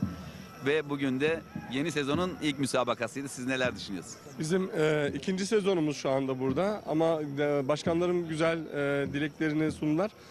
Ama belediye başkanımız bu sene bizi çok iyi ağırladı burada. Bütün sporcularımız Antalya Manavgat'ın ayrı bir özelliği de var biliyorsunuz turizmden dolayı. 5 yıldızlı otellerde kalıyor bütün güreşçiler. Biraz da yağmur olunca güreş uzadı. Cumartesi güreşemeyiz, pazar güreşemeyiz. Bugün pazartesi.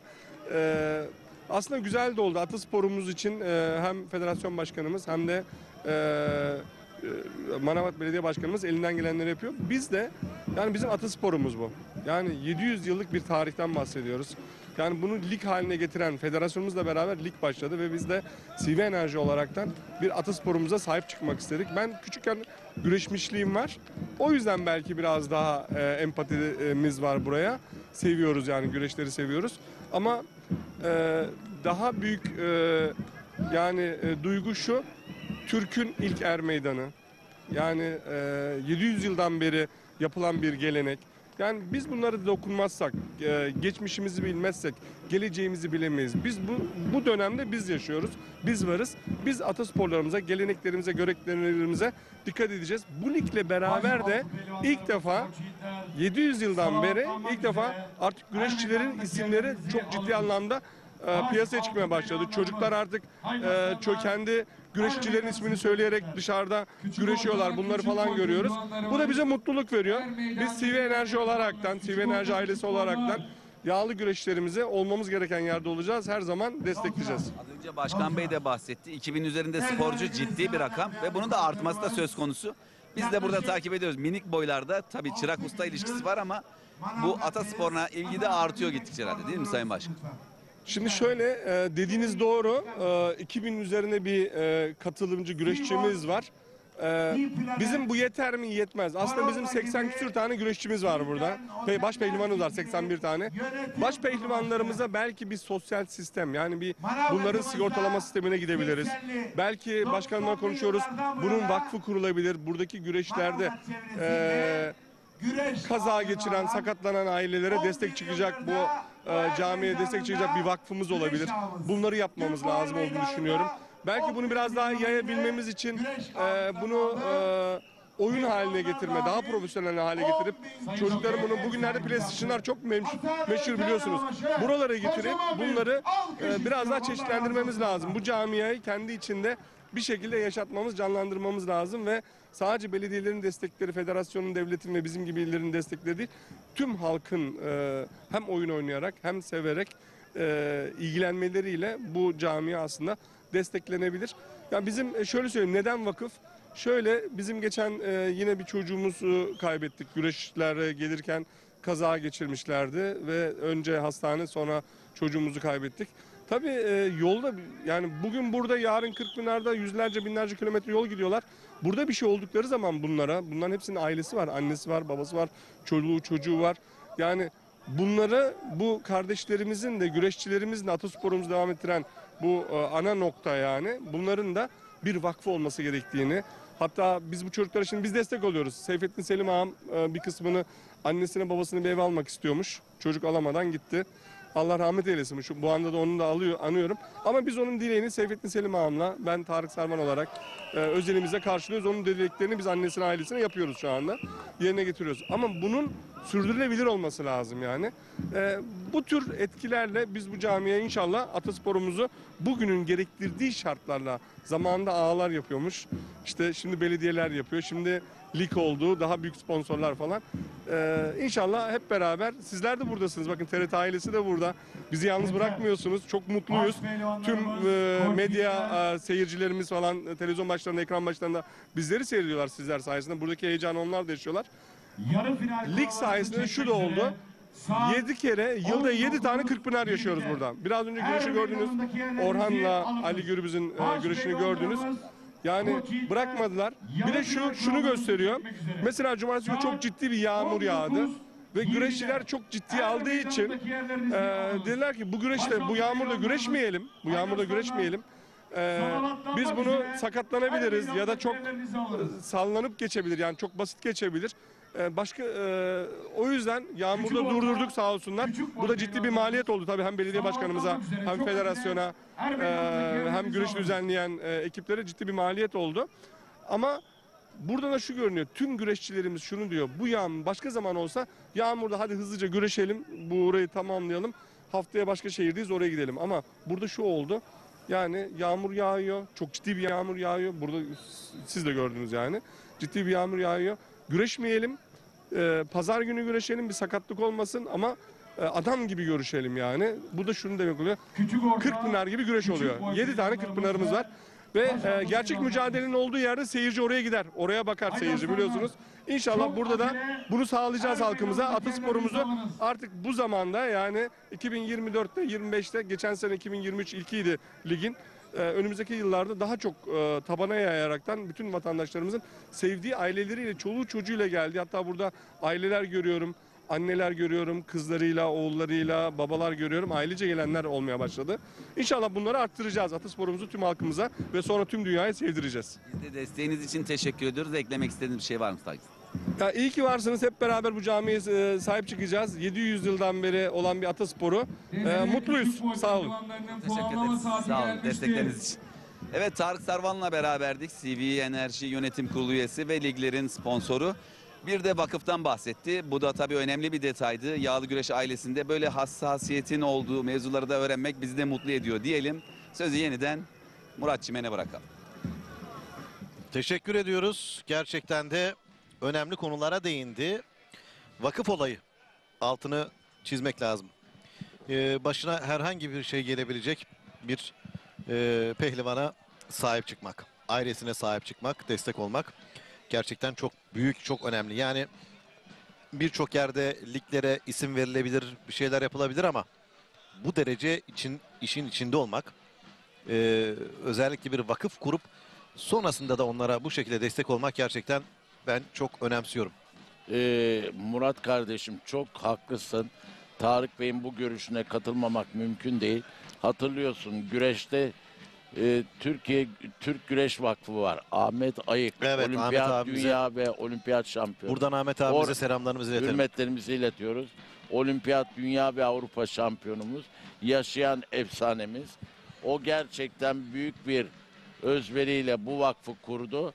Onlar da bütün pehlivanlara, pehlivan demiyorum artık, onlar güreşçilerimize, eski güreşçilerimize Türk Güreş Vakfı sahip çıkıyor.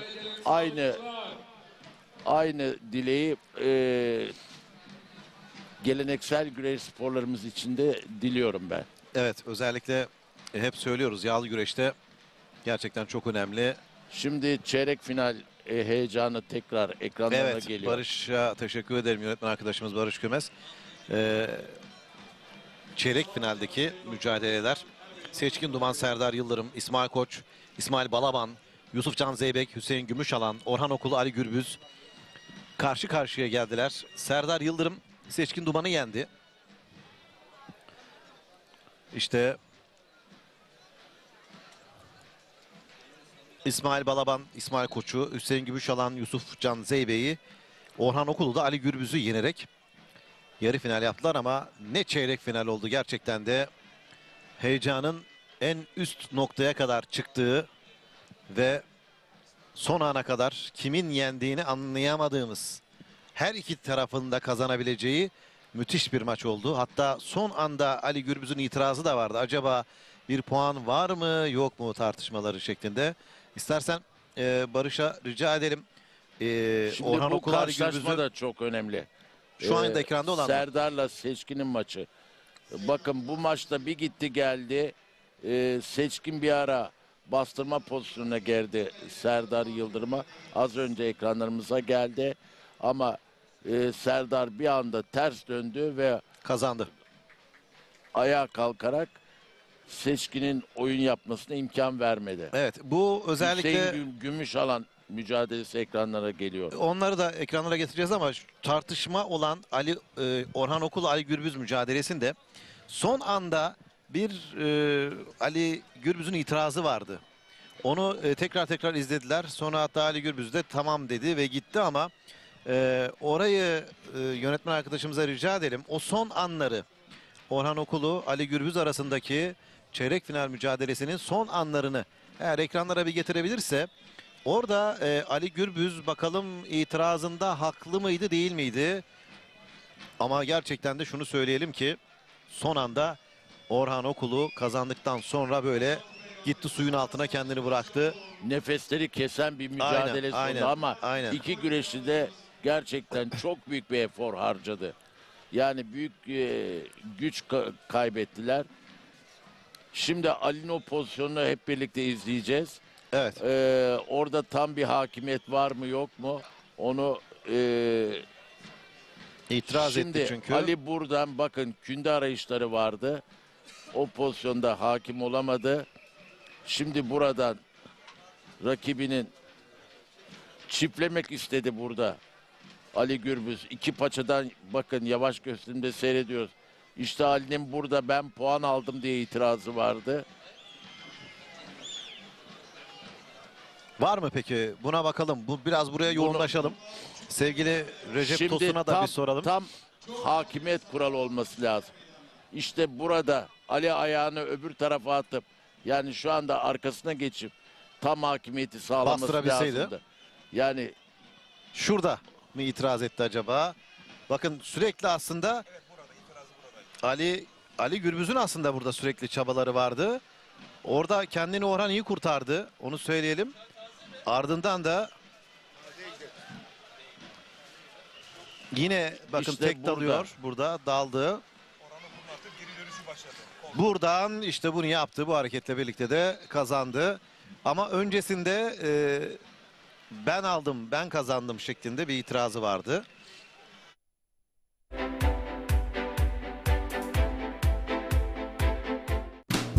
Bereketli tarlalardan lezzetli sofralara. Bir yağ ayçiçek yağı ve Birma margarin. Türkiye'nin en büyük ayçiçek yağı üreticisi Trakya Birlik'ten.